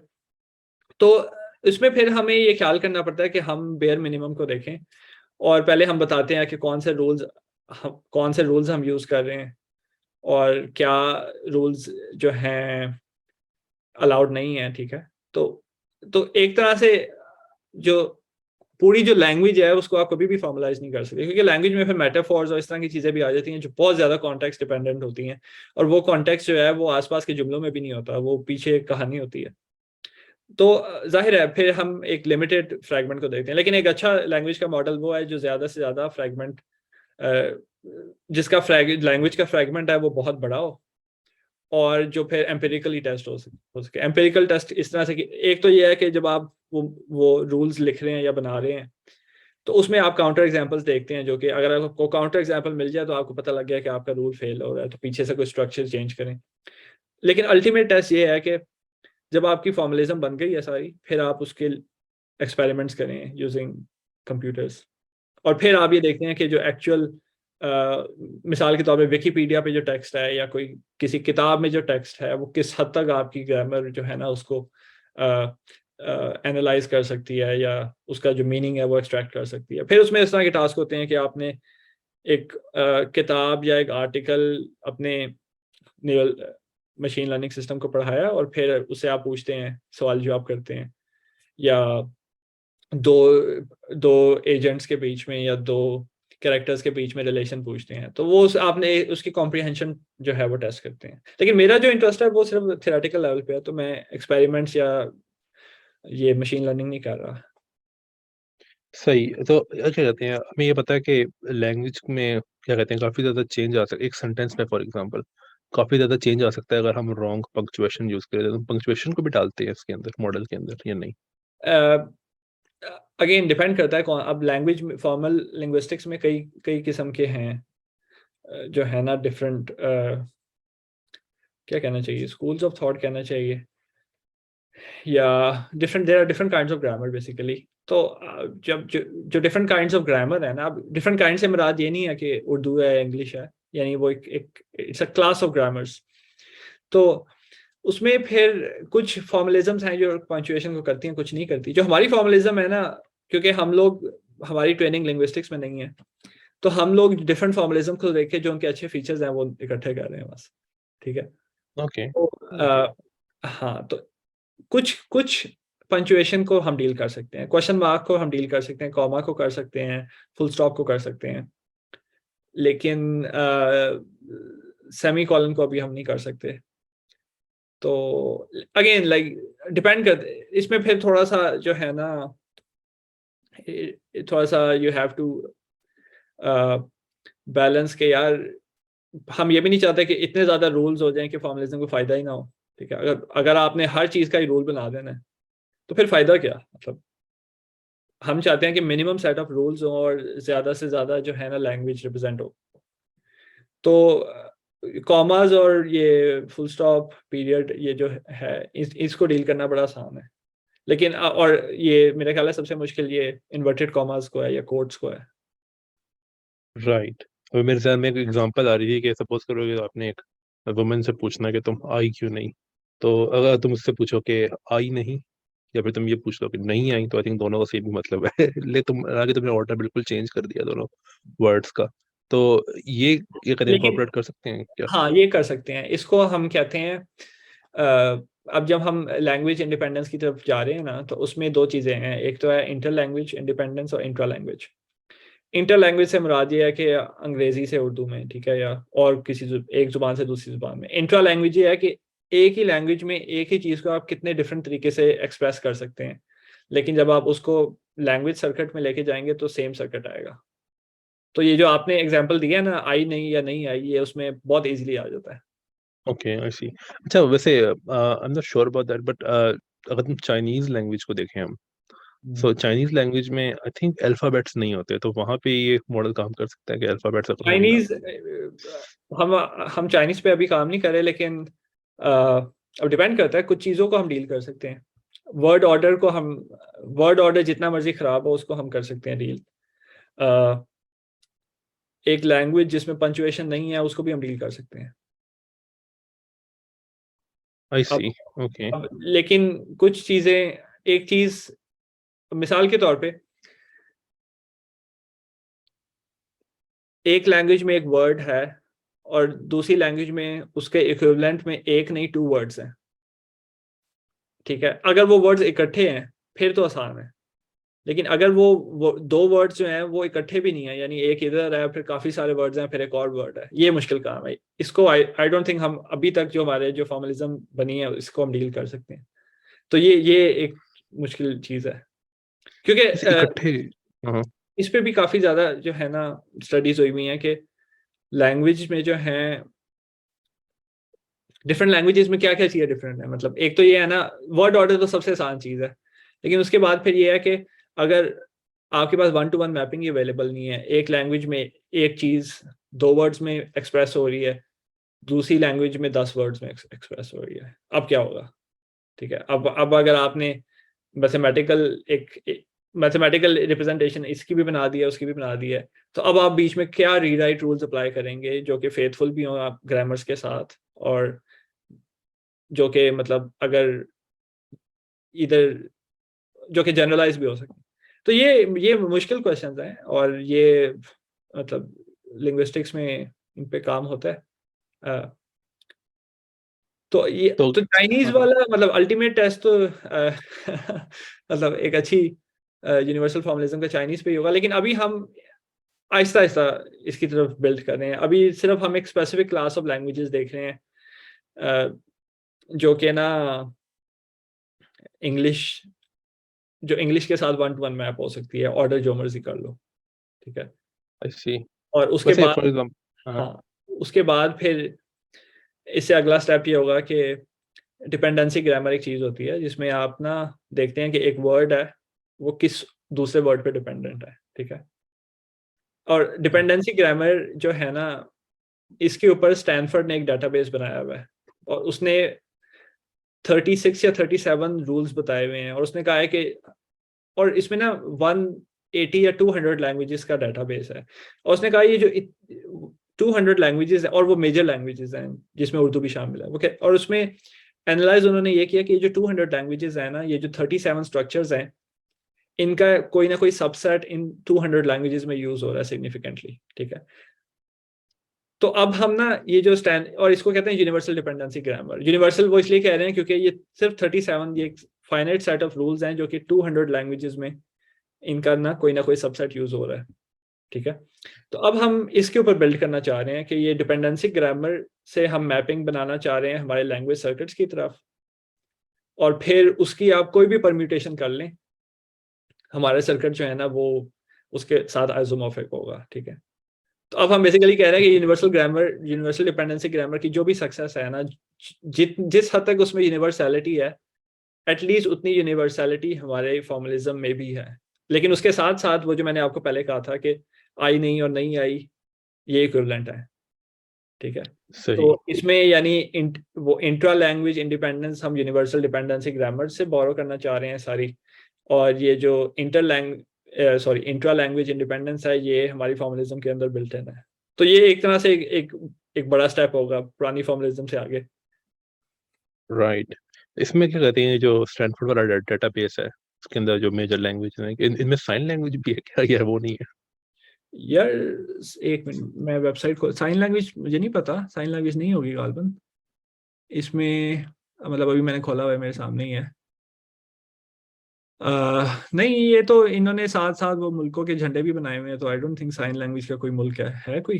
नहीं, वहाँ पे सारी क्या कहते हैं साइन लैंग्वेज यूज कर रहे हो, या फिर एक बड़ी हाँ पॉपुलेशन आई डोंट थिंक है। हाँ, लेकिन हाँ, लेकिन इन्होंने ना फिर आगे एक और चीज भी लिखी है, पॉसिबल फ्यूचर एक्सटेंशंस, और उसमें इन्होंने सिंधी भी डाली हुई है। ओह सिंधी अच्छा, भी गुड। है, पंजाबी भी है, तो ये इंटरेस्टिंग है। और खैर जो एग्जिस्टिंग है उसमें तो ऑलरेडी उर्दू है। उसमें तो मेरा ख्याल है जो, वो लोग ये भी देखते हैं ना कि स्पोकन कितनी ज्यादा है, रिटर्न कितनी ज्यादा है।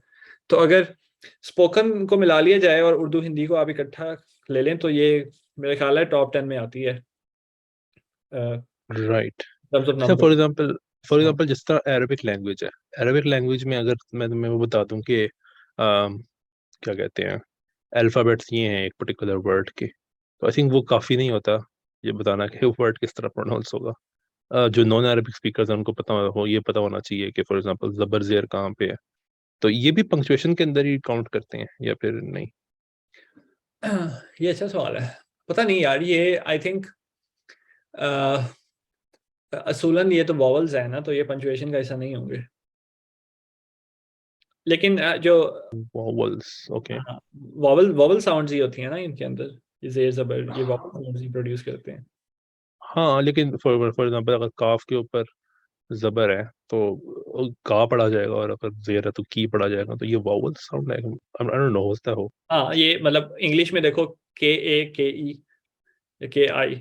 अच्छा अच्छा, इस सेंस में कह रहे हो, यस, मुझे लगा शायद तुम ये कह रहे हो कि के इटसेल्फ लेकिन वॉवल, ठीक। ये जो वर्ड फॉर्मेशन है, ये तो it's a very different area. हम तो, हमारे तो सबसे छोटा यूनिट ही वर्ड होता है ना, तो ये तो हम्म इसको आई थिंक मॉर्फोलॉजी कहते हैं, या एक फोनोलॉजी भी होती है जो कि साउंड की होती है, मॉर्फोलॉजी के वर्ड की फॉर्म किस तरह चेंज होती है, तो आई थिंक ये उसमें आता है। लेकिन ये ओके। नहीं है हमारा कंसर्न। हमारा एक चीज जो कि हमारी फॉर्मलिज्म में एक वैसे ही पावरफुल चीज है, जो कि पुरानी फॉर्मलिज्म से बेहतर है, वो ये है कि जो पुरानी फॉर्मलिज्म्स हैं वो या तो सिर्फ एक सेंटेंस पे फोकस करती है, या सेंटेंस के इंटरेक्शन पे, यानी एक सेंटेंस से दूसरे इंटरेक्शन पे, ठीक है।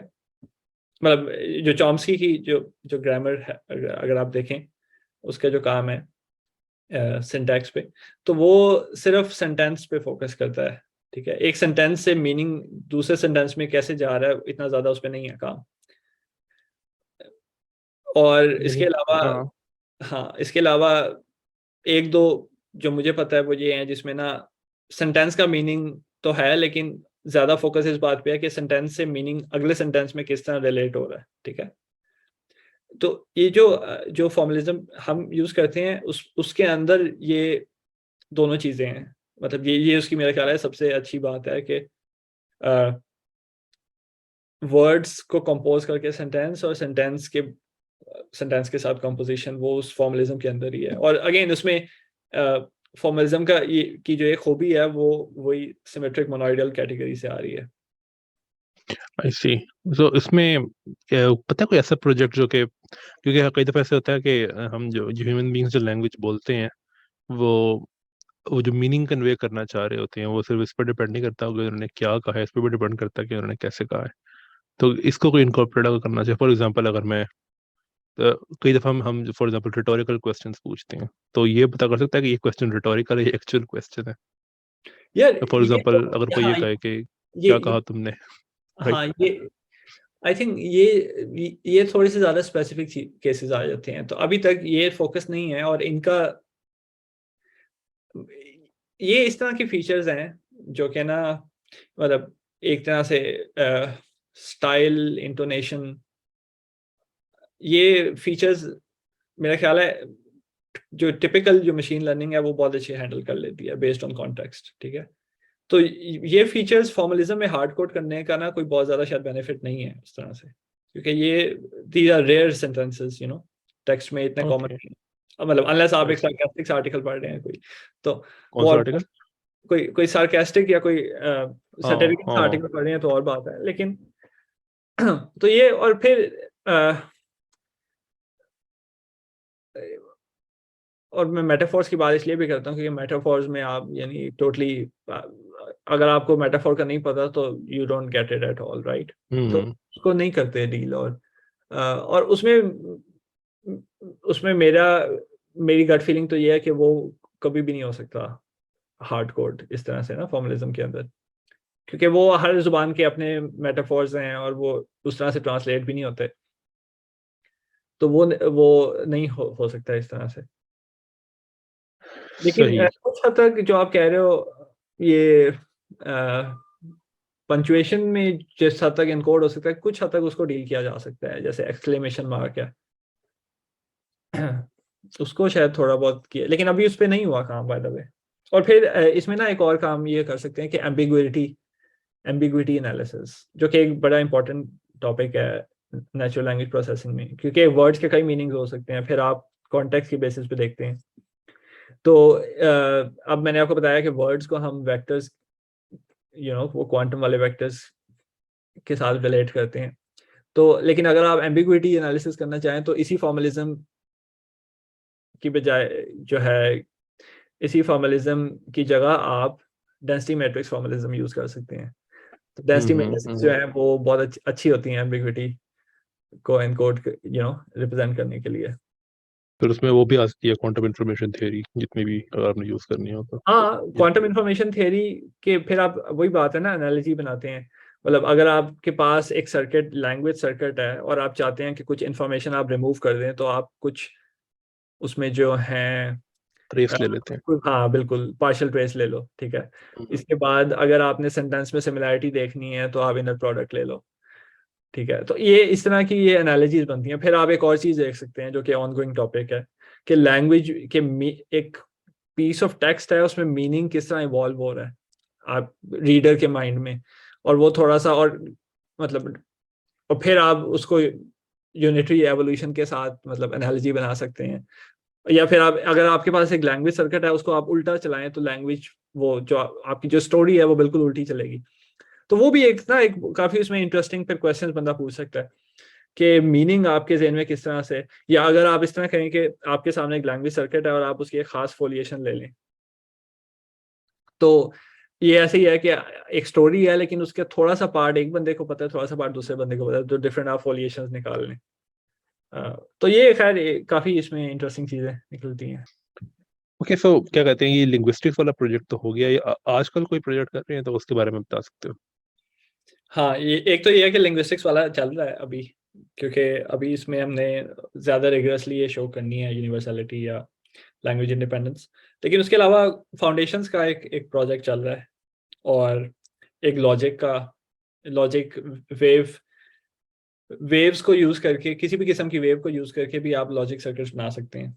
अब तो एक काम तो ये है कि, तो पहले ये फाउंडेशंस में आने से पहले मेरा काम जो है वो मैग्नोनिक्स या स्पिन इलेक्ट्रॉनिक स्पिन वेव्स में था। तो उसमें और मेरा इंटरेस्ट ये था कि सिंगल सिंगल मैग्नॉन मैग्नॉन जो है वो स्पिन वेव के क्वांटम को कहते हैं, जो कि मैग्नॉन बाय द वे एक क्वासी पार्टिकल है, it's not a real particle. तो उसमें डिफरेंट लॉजिक सर्किट्स बनाए जाते हैं। तो एक मैंने फॉर्मलिज्म बनाई है जो कि ये वेव बेस्ड लॉजिक सिस्टम्स जो है ना, उसके उसका आप अलजेब्रा कर सकते हैं बट विद डायग्राम्स। तो वो थोड़ा सा ये रिलेटेड है, ये स्ट्रिंग डायग्राम से, बाय द वे। ओके, तो अभी आपने स्ट्रिंग डायग्राम्स का नाम लिया, तो स्ट्रिंग डायग्राम्स क्या होती हैं, उसके ऊपर एलैबोरेट करते हैं थोड़ा सा पहले। स्ट्रिंग डायग्राम्स ये हैं कि बेसिकली जब आप कैटेगरी थियरी करते हैं, तो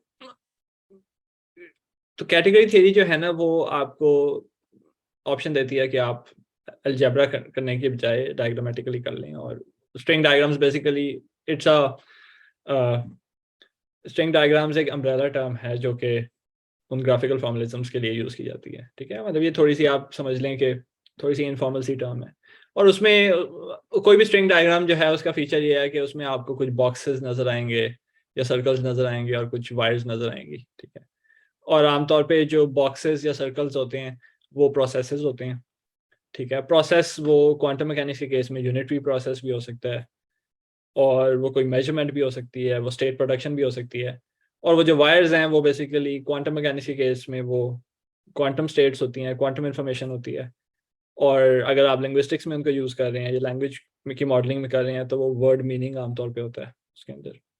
तो स्ट्रिंग डायग्राम्स, और उसमें फिर आप जो है ना टोपोलॉजिकल आर्गुमेंट कर सकते हैं कैलकुलेशन करने के लिए। और ये थोड़ा थोड़ा बहुत डिपेंड करता है कि आपकी जो कैटेगरी थी उसमें क्या क्या चीज़ें अप्लाइड है, क्या क्या चीज़ें जो हैं वो अलाउड हैं। तो हाँ, तो आपने वो फाउंडेशंस वाला सवाल पूछा था, उसमें ये आजकल एक नया प्रोजेक्ट जो शुरू किया वो ये है कि जो क्वांटम मैकेनिक्स की डिफरेंट इंटरप्रिटेशंस है उनको देखना यूजिंग दीज डायग्राम्स। और उन डायग्राम्स में ये है कि फिर अब जाहिर है वैसे तो बहुत ज़्यादा हीटेड डिबेट है ये इंटरप्रिटेशंस की, लेकिन वो डायग्राम से थोड़ी सी चीज़ें क्लैरिफाई हो जाएंगी कि कौन सी इंटरप्रिटेशंस जो हैं वो आपस में करीब हैं। और अच्छा, ये जब हम स्ट्रिंग डायग्राम जो कैटेगरी थियरी करते हैं ना, तो एक कॉम्पोजिशनैलिटी का एक नोशन है जो कि बड़ा इंपॉर्टेंट होता है इसमें। और वो ये होता है कि आपके पास जो बिल्डिंग ब्लॉक्स हैं ना उनको आप कंपोज करें, और उससे हायर लेवल अगर आपको जो है मॉडल चाहिए ना, वो आपका जो मॉडल अगर कंपोजिशनल होगा तो आपको ये भी बताएगा कि उससे हायर लेवल जो है ना मॉडल वो कैसे मिलेगा, ठीक है। यानी हायर लेवल का क्या मतलब है? मिसाल के तौर पे जो आपकी जो एक तरह से इमर्जेंट प्रॉपर्टीज है ना वो भी आपका मॉडल आपको बताएगा। तो बिल्डिंग ब्लॉक्स तो वैसे आपके पास लेगो ब्लॉक्स हैं, उनको आप जोड़ें तो वो तो जुड़ तो जाएंगे, लेकिन कॉम्पोजिशनल होने के लिए इंपॉर्टेंट ये है कि अगर आप एक एक बड़े स्केल पे जो है देख स्टडी करना चाह रहे हैं तो बड़े स्केल वाली जो जो मॉडल है वो भी आपको मिल जाएगा। अच्छा, हायर लेवल का मतलब है बड़ा स्केल। हाँ, हाँ, बड़ा ओके। स्केल। तो ये कॉम्पोजिशनैलिटी जो है ना काफ़ी अहमियत है कैटेगरी थियरी में, क्योंकि कैटेगरी थियरी में एक ये भी है ना कि दो कैटेगरीज के बीच में तो आप देख लेते हैं मैपिंग, लेकिन फिर वो जो मैपिंग्स हैं उनके बीच में मैपिंग आप देख सकते हैं, फिर मैपिंग उन मैपिंग्स के बीच में फर्दर मैपिंग्स देख सकते हैं। तो वो 2 कैटेगरी, 3 कैटेगरी, और वो फिर हायर कैटेगरीज की बात शुरू होती है। तो कैटेगरी थियरी में ये बड़ा इंपॉर्टेंट है कॉम्पोजिशनैलिटी का कॉन्सेप्ट। तो एक हमारा मोटिवेशन ये भी है कि हम देखना चाहते हैं कि इंटरप्रिटेशन जो अवेलेबल हैं मार्केट में उसमें कॉम्पोजिशनैलिटी के करीब क्या कौन सी ज़्यादा है। और फिर वो एक अच्छा आर्गुमेंट बन सकता है कि ये इंटरप्रिटेशन जो है ना ये इसलिए प्रेफरेबल है। और कॉम्पोजिशनैलिटी का एक क्वांटम कंप्यूटिंग में भी रोल है, और जनरली कंप्यूटिंग में जो आपको वो ऑब्जेक्ट ओरिएंटेड प्रोग्रामिंग का पता होगा, तो उसमें भी बेसिकली जो प्रोग्रामर्स हैं वो कॉम्पोजिशनैलिटी उनके लिए बड़ी जो है अहमियत की हामिल है। तो और शायद यही वजह है कि कैटेगरी थियरी जो है वो कंप्यूटर साइंस कम्युनिटी में बहुत ज़्यादा पॉपुलर है। और सबसे पहले मेरा ख्याल है applied category theory computer science वाले लोगों ने जो है शुरू की थी। हम्म।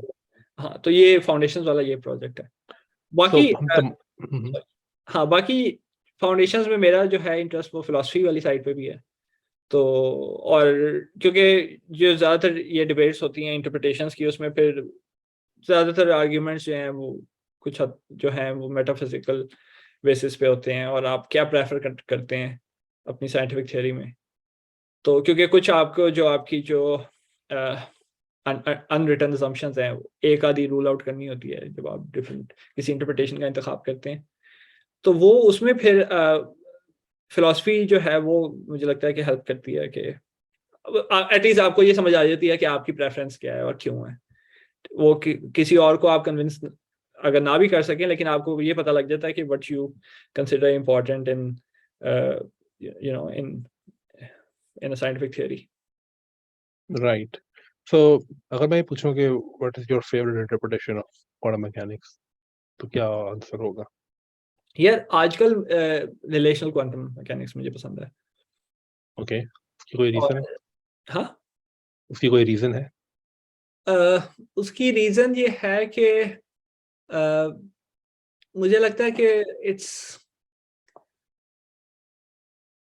मुझे लगता है इसमें मेटाफिजिकल बैगेज बहुत कम है, ठीक है। और ये जो क्वांटम मैकेनिक्स की जो फॉर्मलिज्म है उसको मॉडिफाई भी नहीं करती, और एक्स्ट्रा जो मेटाफिजिकल एलिमेंट्स हैं उसको भी नहीं लेके आती। मतलब इसके मुकाबले में मैनी वर्ल्ड्स को देखें तो इतने सारे वर्ल्ड्स हैं, और ज़्यादातर ऑब्जर्वेबल भी नहीं है, डायरेक्टली ऑब्जर्वेबल तो कोई भी नहीं है हमारे अलावा, लेकिन और फिर जो बोमियन मैकेनिक्स है उसमें जो पायलट वेव है, और सुपर डिटर्मिनिज्म तो वो एक नेक्स्ट लेवल की एक हिडन वेरिएबल थ्योरी है, तो वो तो एक मतलब उसमें आप स्टैटिस्टिकल इंडिपेंडेंस को रूल आउट कर, आप कहते हैं कि जो बेल का थ्योरम है स्टैटिस्टिकल इंडिपेंडेंस को रूल आउट करता है, लोकेलिटी को नहीं करता, तो वो तो एक बहुत बड़ा एक गैम्बल लगता है मुझे।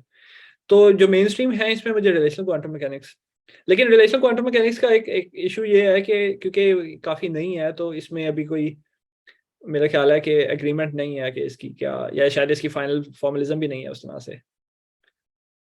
आई सी। इसमें वैसे रिलेशनल क्वांटम मैकेनिक्स में क्वेश्चन उठता है, वो ये है कि आई थिंक जो इसके सपोर्टर है उनमें से कार्लो रोवेली भी है, तो हाँ, आई थिंक वो ये लिखता है, कि क्या कहते हैं, उसकी जो बुक है हेलकोलैंड के अंदर, आई थिंक उसने उसमें लिखा हुआ है ये कि for something to exist that thing needs to interact, otherwise that thing practically doesn't exist actually.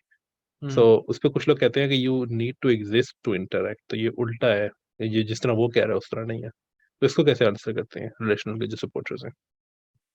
यार मैं रिलेशनल ये क्वांटम मैकेनिक्स का कोई बहुत मतलब कोई मेन प्रोपोनेंट तो नहीं हूँ, लेकिन मुझे रिलेशनल क्वांटम मैकेनिक्स इसी वजह से जो मुझे अट्रैक्ट करती है, वो वही रीज़न है जो मुझे कैटेगरी थ्योरी की तरफ लेके जाती है, और वो यही है कि इंटरेक्शन जो है ना वो ज़्यादा इम्पोर्टेंट है रादर देन एक एंटिटी के, ठीक है। एंटिटी जो कैटेगरी थ्योरी बेसिकली आप यही करते हैं कि सेट थ्योरी के सेट्स को पढ़ने की बजाय ना आप वो सेट्स की इंटरेक्शन को देखते हैं, ठीक है, यानी कि मैपिंग्स को। मैपिंग्स को, हाँ। तो कैटेगरी थ्योरी जो है वो बेसिकली एक तरह की ना मतलब अगर आप पूछें कि बिल्कुल मैं डम डाउन करके कैटेगरी थ्योरी के बारे में बताना चाहूँ एक वर्ड या दो वर्ड्स के अंदर, तो मैं यही कहूँगा रिलेशनलिज्म या फिर कंपोजिशनैलिटी, ठीक है। तो कैटेगरी थ्योरी का लबे लुबाब ही यही है। तो तो एक तो ये है कि, और थोड़ा सा ये स्ट्रक्चरल रियलिज्म वाली जो बात है लेडी मैन की, उसके साथ भी मुझे लगता है कि ठीक बैठती है, क्योंकि वो जो स्ट्रक्चरल प्रॉपर्टीज हैं वो कुछ हद तक रिलेशनली लगती हैं मुझे, उस पर हम बाद में बात कर सकते हैं। और दूसरा ये है कि मुझे लगता है कि मेथोडोलॉजिकली ये अप्रोच थोड़ा सा हमें ज़्यादा हेल्प कर सकती है। बहुत अरसे से हम फिजिक्स में जो है एंटिटी बेस्ड फिजिक्स कर रहे हैं, मतलब सबसे छोटा पार्टिकल क्या है, और तो और फिर खैर कार्लो रॉयली से लोग ये भी ऑब्जेक्ट करते हैं कि मतलब ठीक है रिलेशंस तो है, लेकिन रिलेशंस किन चीज़ों के बीच में है, ठीक है, मतलब वो रिलेशंस विदाउट रिलेटा, ठीक है। राइट। और तो फिर वो कुछ लोग कहते हैं कि इसका जवाब ये है कि रिलेशंस बिटवीन रिलेशंस, तो फिर वो लोग कहते हैं वही बात, ये तो वही बात हो गई वो इन्फिनिट रिग्रेस वाली कि रिलेशंस बिटवीन तो relations all the way down. लेकिन मुझे पर्सनली इस बात से कोई मसला नहीं है कि relations all the way down, क्योंकि मतलब मुझे लगता है कि आपकी जो बेहतर थियरी होगी ना, वो आपके जो इस वक्त के जो रिलेशंस हैं ना, वो उससे ज्यादा फंडामेंटल रिलेशंस आपको देगी, ठीक है। मतलब इसको सोचने का एक और तरीका ये है कि जब लगता था कि एटम्स सबसे छोटे हैं, ठीक है, और फिर बाद में पता लगा कि एटम्स के, तो वो एक तरह से ऐसे ही है ना कि आप पार्टिकल को तोड़ रहे हैं और फिर छोटे पार्टिकल्स आ रहे हैं, तो ये ऐसे, तो ये रिलेशनल फॉर्मुलिज्म में ये है कि, या ये जो रिलेशनल अप्रोच है कि आप रिलेशंस में तोड़ रहे हैं और फिर फर्दर आपके पास रिलेशंस आ रहे हैं। तो मुझे पर्सनली मुझे इससे कोई मसला नहीं है, मतलब लॉजिकली एक अजीब चीज़ है कि इन्फिनिट रिग्रेस की तरफ बात जा रही है, लेकिन मतलब हो सकता है ना जाए, मतलब ये तो एक लॉजिकल आर्ग्यूमेंट है ना कि इन्फिनिट रिग्रेस हो रहा है, तो मतलब I think that's totally fine. और कैटेगरी थियरी में हमारे पास इसके टूल्स हैं, वो 2 कैटेगरी 3 कैटेगरी और इन्फिनिट कैटेगरी थियरी, तो राइट। हाँ, तो मुझे लगता है कि at least it's a useful framework, और शायद इससे कोई जो है ना आगे की थियरीज को फायदा हो जाए। I mean do you think ऐसा हो सकता है कि अगर हम रिलेशंस को लेबल करें अल्फाबेट से और फिर उनके बीच में रिलेशंस बनाने शुरू करें, तो for example A is a relation, B is a relation, और फिर उनके बीच में भी एक रिलेशन है, तो जरूरी नहीं है कि वो एक इन्फिनिट चेन बनाए, हो सकता है वो एक लूप बना दे, तो हाँ, it might not be an infinite regress. हाँ, लेकिन ये जो इन्फिनिट रिग्रेस वाली बात है, मतलब मतलब ये तो हम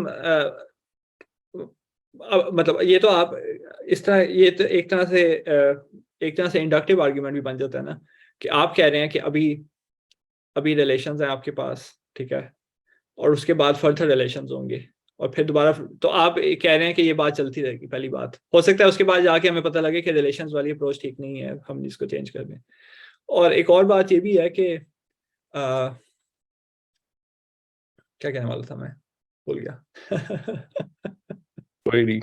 मैंने कहा शायद ये कहने लगे कि मेरे पास अभी रिलेशनशिप है, मैंने कहा नहीं मेरे पास नहीं है, सॉरी। वो कहते आगे भी होंगे, नहीं आगे तो बिल्कुल नहीं होंगे।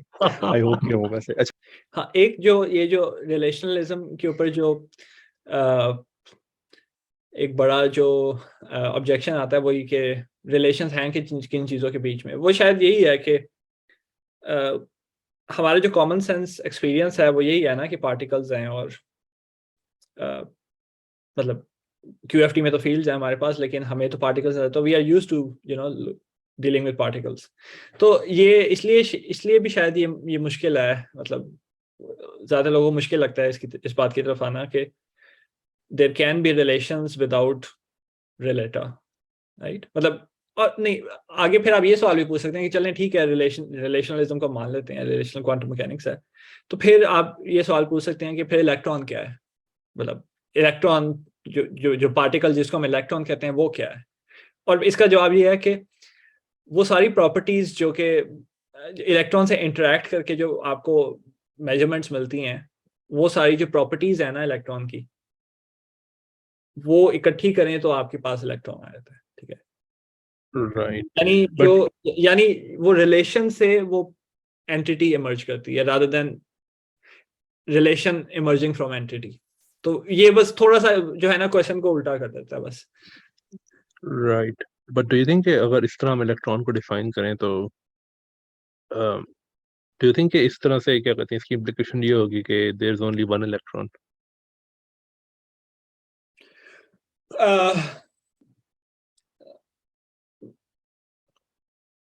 पता नहीं, मतलब ये अब अगर आप कहें कि वो जो इलेक्ट्रॉन, और फिर वही या, बात कि मतलब या इसमें, फिर ये कह रहे हो? नहीं, हाँ। इसका जवाब फिर यही है कि रवेली जो है वो ये बात भी करता है कि देयर आर फैक्ट्स, और जो रिलेशंस आपको मिलते हैं या जो ऑब्जर्व होते हैं, वो you have to ask a question, you have to create an interaction, right. तो वो सारी इंटरेक्शंस हर वक्त पे नहीं होंगी। ओके। हाँ, ओके। ये थोड़ी सी बात वो हाइजेनबर्ग अनसर्टेनिटी रिलेशन से भी रिलेट करता है, लेकिन हाँ, तो ये जो बात थी रिलेशंस विदाउट रिलेटा, आई थिंक इसका एक स्लोगन फॉर्म में आंसर ये भी दिया जा सकता है कि relata arise from relations. But for example अगर मैं कहूँ कि मैं कुछ यानी कि रिलेशंस का मतलब है कि प्रॉपर्टीज ऑफ द थिंग्स, तुम एक तरह से कह सकते हो, जैसे तुमने इलेक्ट्रॉन की बात की है, राइट? हाँ, लेकिन जो प्रॉपर्टी है अ, वो प्रॉपर्टी का ताल्लुक इंटरेक्शन से है एक तरह से। यानी कि वो प्रॉपर्टीज जो तुम मेजर कर सकते हो, राइट? हाँ, ओके। सो और अगर मैं कहूँ कि ओके, बेसिकली, और हाँ हाँ। वो रिलेशन क्वांटम मैकेनिक्स एक तरह से आप ये भी कह सकते हैं कि कोपेनहेगन के करीब है, लेकिन बुनियादी फर्क ये है कि जो मेजरमेंट, वो जो ऑब्जर्वर है ना, उसको वो रिप्लेस कर देती है इंटरेक्शन से। तो कोई भी इंटरेक्शन बेसिकली एसेंशियली मेजरमेंट है। हम्म। या, आई एग्री। सो अगर मैं ये कहूँ कि सपोज करो कि एक पार्टिकल है जिसकी मैं प्रॉपर्टीज दो देने लगा हूँ, और एक प्रॉपर्टी ये है कि उसके मास का स्क्वायर नेगेटिव है, और दूसरी प्रॉपर्टी ये है कि that particle always travels faster than light. ठीक है, तो ये टैक्यून की प्रॉपर्टीज है दरअसल। ओके। तो डू यू थिंक कि अब मेरे पास रिलेशंस हैं, but there is no relator that satisfies these properties, तो क्या वो ये समझते हैं कि हर रिलेशन सेट ऑफ रिलेशंस के लिए एक रिलेटर होना चाहिए, या वो ये नहीं समझते? कुछ रिलेशंस, देखो, कुछ रिलेशंस के जो रिलेटर है ना, वो खुद भी रिलेशंस होंगे कुछ और, किसी और चीज के बीच में, और वो आपको हाँ, आपकी थियरी बताएगी, जिस हद तक आपकी थियरी जा चुकी है। आई सी। ओके, मैं पूछना ये चाह रहा हूँ कि पहले वो क्या जो इसकी अल्टरनेटिव जो उसका वो स्टैंड वो है स्टांस है वो ये है कि द रिलेशंस अराइज फ्रॉम रिलेटा, लेकिन जो रिलेशनल क्वांटम मैकेनिक्स वाले हैं वो कहते हैं कि रिलेटा अराइज फ्रॉम रिलेशंस, ठीक है ना। तो मैं ये कह रहा हूँ कि सपोज करो कि देयर इज समथिंग जो कि एग्जिस्ट करता है इस दुनिया के अंदर, ठीक है, और उसकी कुछ प्रॉपर्टीज हैं, ठीक है। तो whenever you have a relata you will always have relations, but the converse मैं कह रहा हूँ कन्वर्स हमेशा ट्रू नहीं होगा कि when you have relations you might not have a relata because वो प्रॉपर्टीज ऐसी हैं जो कि एग्जिस्ट नहीं करती यूनिवर्स के अंदर। तो मैं ये पूछना चाह रहा हूँ कि क्या वो ये समझते हैं कि जो रिलेशनल क्वांटम मैकेनिक्स के सपोर्टर्स हैं कि हर सेट ऑफ रिलेशंस के लिए एक रिलेटा होना चाहिए, या वो ये नहीं समझते, वो कहते हैं कि जरूरी नहीं है? नहीं, जब आप कहते हो कि रिलेशंस हैं और रिलेटा नहीं है, तो ये इससे क्या मुराद है? मतलब फॉर रिलेशन एग्जांपल रिलेशंस है।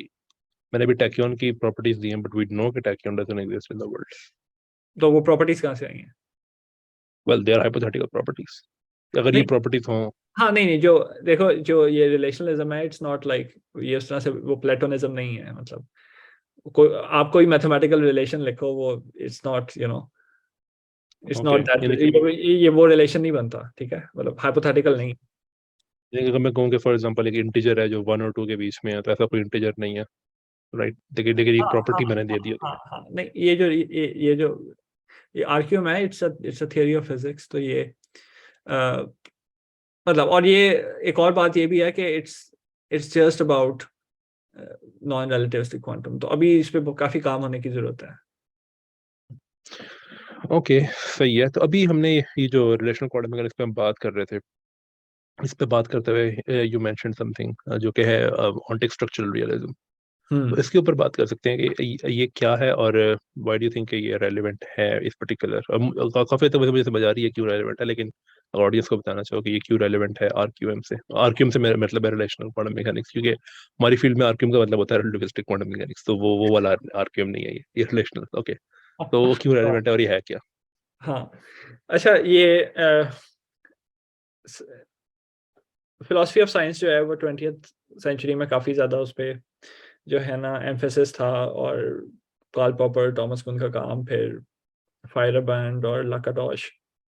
तो और हमने ये 20th सेंचुरी में ये भी देखा कि न्यूटोनियन न्यूटन की थ्योरी है, फिर उसकी जगह ग्रेविटेशन की थ्योरी है, उसकी जगह जनरल रिलेटिविटी आ गई।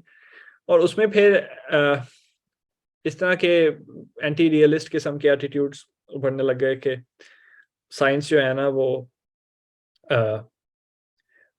उसकी जो जो साइंटिफिक थ्योरी है वो रियलिटी को डिस्क्राइब नहीं करती। क्योंकि देखें, न्यूटोनियन मैकेनिक्स में रियलिटी बहुत डिफरेंट किस्म की है, रिलेटिविटी में बहुत डिफरेंट किस्म की है। और तो फिर वो जो क्लेम होता है रियलिज्म वाला साइंटिफिक थ्योरीज का, वो लोग चैलेंज करते हैं। तो इसको कहते हैं गालबन pessimistic meta induction, if I am not wrong. कि क्योंकि और फिर लोग कहते हैं कि देखें, आज की थियरी भी कल गलत साबित हो जाएगी। तो फिर इसका मतलब ये है कि जो इस तरह का क्लेम है कि साइंटिफिक थियरी जो है वो रियलिटी को डिस्क्राइब करती है, इट्स अ फॉल्स क्लेम। तो फिर उसके मुकाबले में ये जो ऑन्टिक स्ट्रक्चरल रियलिज्म की जो फिलोसफी है, ये काफ़ी यूजफुल है। और वो ये है कि जो रियलिटी है ना, जिसको साइंटिफिक थियरीज डिस्क्राइब करती हैं वो, और बाय द वे ये वाली जो फिलोसफी ऑफ साइंस है, ये ज़्यादा फिजिक्स जो है उसको उससे इंस्पायर होती है। क्योंकि जो बायोलॉजी है और केमिस्ट्री है उसमें कुछ डिफरेंट, उसमें उसकी जो मैथमेटिकल फॉर्मुलिज्म है वो उस तरह से नहीं होती जिस फिजिक्स में होती है। तो ये ज़्यादा हम फिजिक्स की जो है बात करते हैं। तो ऑन्टिक स्ट्रक्चरल रियलिज्म जो है उसमें क्लेम ये है, या कंजेक्चर ये है कि जो रियलिज्म जो है ना साइंटिफिक थ्योरीज में, वो स्ट्रक्चर के अंदर है, ठीक है। और वो स्ट्रक्चर जो है और वो फिर एग्जांपल इस तरह से देते हैं कि एक थ्योरी से आप दूसरी थ्योरी की तरफ जाते हैं ना, तो कुछ स्ट्रक्चर पुरानी थ्योरी के अंदर होता है जो अगली थ्योरी में ट्रांसमिट होता है, ठीक है। और उसमें फिर पुरानी थ्योरी में अगर कुछ पार्टिकल्स थे, वो अगर नई थियरी में नहीं हो सकता ना हो, लेकिन वो जो रिलेशंस है ना, जो जिसको स्ट्रक्चर कह रहे हैं, तो वो जो स्ट्रक्चर है वो फिर भी कायम रहता है। और वो जो है गलत साबित नहीं होता। तो वो एक तरह से जो साइंटिफिक थ्योरी है वो बिल्ड करती है, ठीक है। तो वो जो स्ट्रक्चर है जिसको मैं समझता हूँ कि in the case of quantum mechanics वो रिलेशंस हैं, तो वो कायम रहता है, ठीक है। तो वो जो स्ट्रक्चर है दैट इज रियल, और वो जो जो आपकी एंटिटीज हैं या जो बाकी चीज़ें हैं, फील्ड्स हैं, वो इतनी ज़्यादा इंपॉर्टेंट नहीं है, लेकिन वो जो फील्ड्स के आपस में जो या पार्टिकल्स के जो आपस में रिलेशंस हैं वो ज़्यादा इंपॉर्टेंट हैं। और वो जो हैं वो कायम रहेंगे जब थ्योरी चेंज होगी या कोई साइंटिफिक रेवोल्यूशन आएगी, you know. For for example I think वो जैसे कि अगर एक फ्री पार्टिकल है क्लासिकल मैकेनिक्स के अंदर, तो उसकी हमें इक्वेशन पता है कि क्या है कि सेकंड डेरिवेटिव ऑफ एक्स जो है वो जीरो है, या फिर फर्स्ट डेरिवेटिव ऑफ एक्स जो है वो मोमेंटम ओवर मास है। तो अगर तुम क्वांटम मैकेनिक्स में देखो तो जो एक्स है वो रिप्लेस हो जाता है by with the expectation value, और मोमेंटम भी एक्सपेक्टेशन, और अर्नस्ट थ्योरम जो है वो सेम ही इक्वेशन देती है, बस एंटिटीज चेंज हो जाती हैं लेकिन रिलेशन सेम है। तो इस तरह से कह रहे हो, राइट? हाँ बिल्कुल बिल्कुल। तो और ये कुछ हद तक ये भी आप देखें कि इसको इस तरह से भी एक्सप्लेन कर सकते हैं कि जो नई थियरी होती है वो नई सक्सेसफुल थियरी पुरानी थियरी की जो जो प्रेडिक्शंस है ना वो उनको भी एक्सप्लेन करती है, और फिर तो एक तरह से कंटिन्यूटी है साइंटिफिक थियरीज के अंदर। तो ऑन्टिक से मुराद ये है कि वो it's actually about reality, it's not about our knowledge, ठीक है। इसके ऑन्टिक के मुकाबले में एपिस्टेमिक की टर्म है जो होती है कि ठीक है रियलिज्म है but it's about our knowledge, reality शायद बहुत डिफरेंट हो। तो ऑन्टिक स्ट्रक्चरल रियलिज्म जो है ये जेम्स लेडीमैन का और डॉन रॉस का काम है इस पे। और तो मतलब अब मेरा ख्याल है कुछ हद तक शायद आपको आइडिया हो गया होगा कि मुझे रिलेशनलिज्म और ये इसमें क्यों गहरा ताल्लुक फील होता है। और कैटेगरी थियरी में भी जब जब रिलेशंस की बात होती है तो उससे मुराद वो स्ट्रक्चर ही होता है, वो स्ट्रक्चरल एस्पेक्ट्स जो हैं वो उन पे ज़्यादा एम्फेसिस होता है। तो मुझे लगता है कि ये ऑन्टिक स्ट्रक्चर रियलिज्म के मुताबिक रिलेशनल क्वांटम मैकेनिक्स जो है ये एक अच्छी इंटरप्रिटेशन है। इसके अलावा मैनी वर्ल्ड्स इंटरप्रिटेशन भी, मेरा एक दोस्त है अब्दुल अफजल, आपको पता ही होगा, तो वो कहता है कि मैनी वर्ल्ड्स इंटरप्रिटेशन जो है वो भी इसके साथ ही जो है ना एग्री करती है ऑन्टिक स्ट्रक्चरल रियलिज्म के साथ। और मजे की बात यह है कि रिलेशनल क्वांटम मैकेनिक्स और मैनी वर्ल्ड्स ये दोनों एक ही पेपर से जो है निकलती हैं, ह्यू एवरेट का जो पेपर था, और उस पेपर का टाइटल जो है वो ये था रिलेटिव स्टेट फॉर्मुलेशन। तो उसके टाइटल में भी वो रिलेटिव की बात थी। तो कार्लो रोवेली जब वो पेपर पढ़ता है तो वो कहता है कि वहां से तो मुझे रिलेशनल क्वांटम मैकेनिक्स समझ आती है रादर देन मैनी वर्ल्ड्स। तो ये वेल, इसलिए मुझे हाँ, अपील करती है। रोवेली के बारे में जो ये बात है कि रिलेशनल क्वांटम मैकेनिक्स पढ़ने के लिए, ये समझने के लिए वो तो मॉन्क्स के पास गया था, उसके बारे में क्या कहना है? नहीं, वो मेरा ख्याल है वो उसकी आफ्टर थॉट है, वो बस रोवेली और भी कई चीज़ों में इंटरेस्टेड है। मैंने सुना है ये जो हम लैंग्वेज वाला काम कर रहे हैं उसमें भी वो इंटरेस्टेड है। तो रोवेली अच्छा। का बुद्धिज्म में, इंडियन फिलोसफी, ईस्टर्न फिलोसफी में इंटरेस्ट है। तो मुझे नहीं लगता कि वो एक्चुअली उसको ये पढ़ के समझ आई होगी, लेकिन इंस्पिरेशन आप जहाँ मर्जी से लें, उसको शायद वहां से हम्म। इंस्पिरेशन मिली हो। और लेकिन ये जो उसने बात, हेलगोलैंड में लिखा हुआ है। हाँ उसने हेल्गोलैंड में लिखा हुआ है, लेकिन ये इस तरह और भी मतलब वो आपने अल्लामा इकबाल के शेर दिखाए थे, उसमें भी आप ये चीज़ें निकाल सकते हैं। अल्लामा इकबाल की जो किताब है रमूज़े बेखुदी, उसको आप रिलेशनल क्वांटम मैकेनिक्स से रिलेट कर दें। तो मतलब इस तरह की पोइटिक इंस्पिरेशन तो आप जहां मर्जी से ले लें, कुरान से ले लें, बाइबल से ले लें, तो इससे कोई फर्क नहीं पड़ता। आई मीन वो इलामा इकबाल का शेर है ना, वो मुझे काफी करीब लगता है ये रिलेशनल क्वांटम मैकेनिक्स के। वो फर्द कायम रब्ते मिल्लत से है तन्हा कुछ नहीं मौज है दरिया में बहरूने दरिया कुछ नहीं। तो ये यही है, if you don't interact you don't exist, हाँ राइट? मेरा ख्याल है रवैली को मैं ईमेल करके बताता हूँ यार के इनको भी पढ़े। ये जस्ट जोक है, मैंने अगर कोई सुन रहा है तो मैं नहीं सीरियसली वो नहीं समझता ये को नहीं बाकी वो उसमें। शायद वाकई, देखो वो नगार्जुना को करता है। तो नगार्जुना की जो नगार्जुना इंडियन इंडियन फिलोसफर था पुराना, तो हम्म। उसका कोई इस तरह का आइडिया है कि जहां तक मुझे याद है कि नथिंग एग्जिस्ट, और जो वो इस तरह की बात ही है, रिलेशंस विदाउट रिलेटा। लेकिन अच्छा। जब नागार्जुना नहीं है ना, मतलब और भी कई फिलोसफर्स में आपको मिल जाएंगी इस तरह की चीजें। तो और सही है मतलब लेकिन आप इस तरह क्लेम नहीं कर सकते कि रिलेशनल क्वांटम मैकेनिक्स वहां से सारी निकल आई है। ऐसे नहीं कर हो सकता, क्योंकि उस वक्त हाँ, quantum mechanics was not known. yeah, that's true. Okay. अल्लामा इकबाल के टाइम पे तो थी क्वांटम मैकेनिक्स, लेकिन नागार्जुना के टाइम पे हाँ, आई मीन अगर वो बट अगर ये कह रहे हैं कि रिलेशनल क्वांटम मैकेनिक्स जो है वो एवरेट के पेपर से हुए, तो वो तो 50s की बात है। तो 50s में तो अल्लामा इकबाल भी नहीं थे। वो नागार्जुन ने क्या होने, वो भी नहीं था ऑब्वियसली उस वक्त। ओके, सो आई थिंक काफी मजा आया आपसे बात करने का। आई थिंक अगर अगर आगे हमने कभी आपको इनवाइट श्योर करना हुआ तो आपसे और भी टॉपिक्स पे बात होगी। तो अभी के लिए बाय। ठीक है, thank you, bye. Thank you. Bye.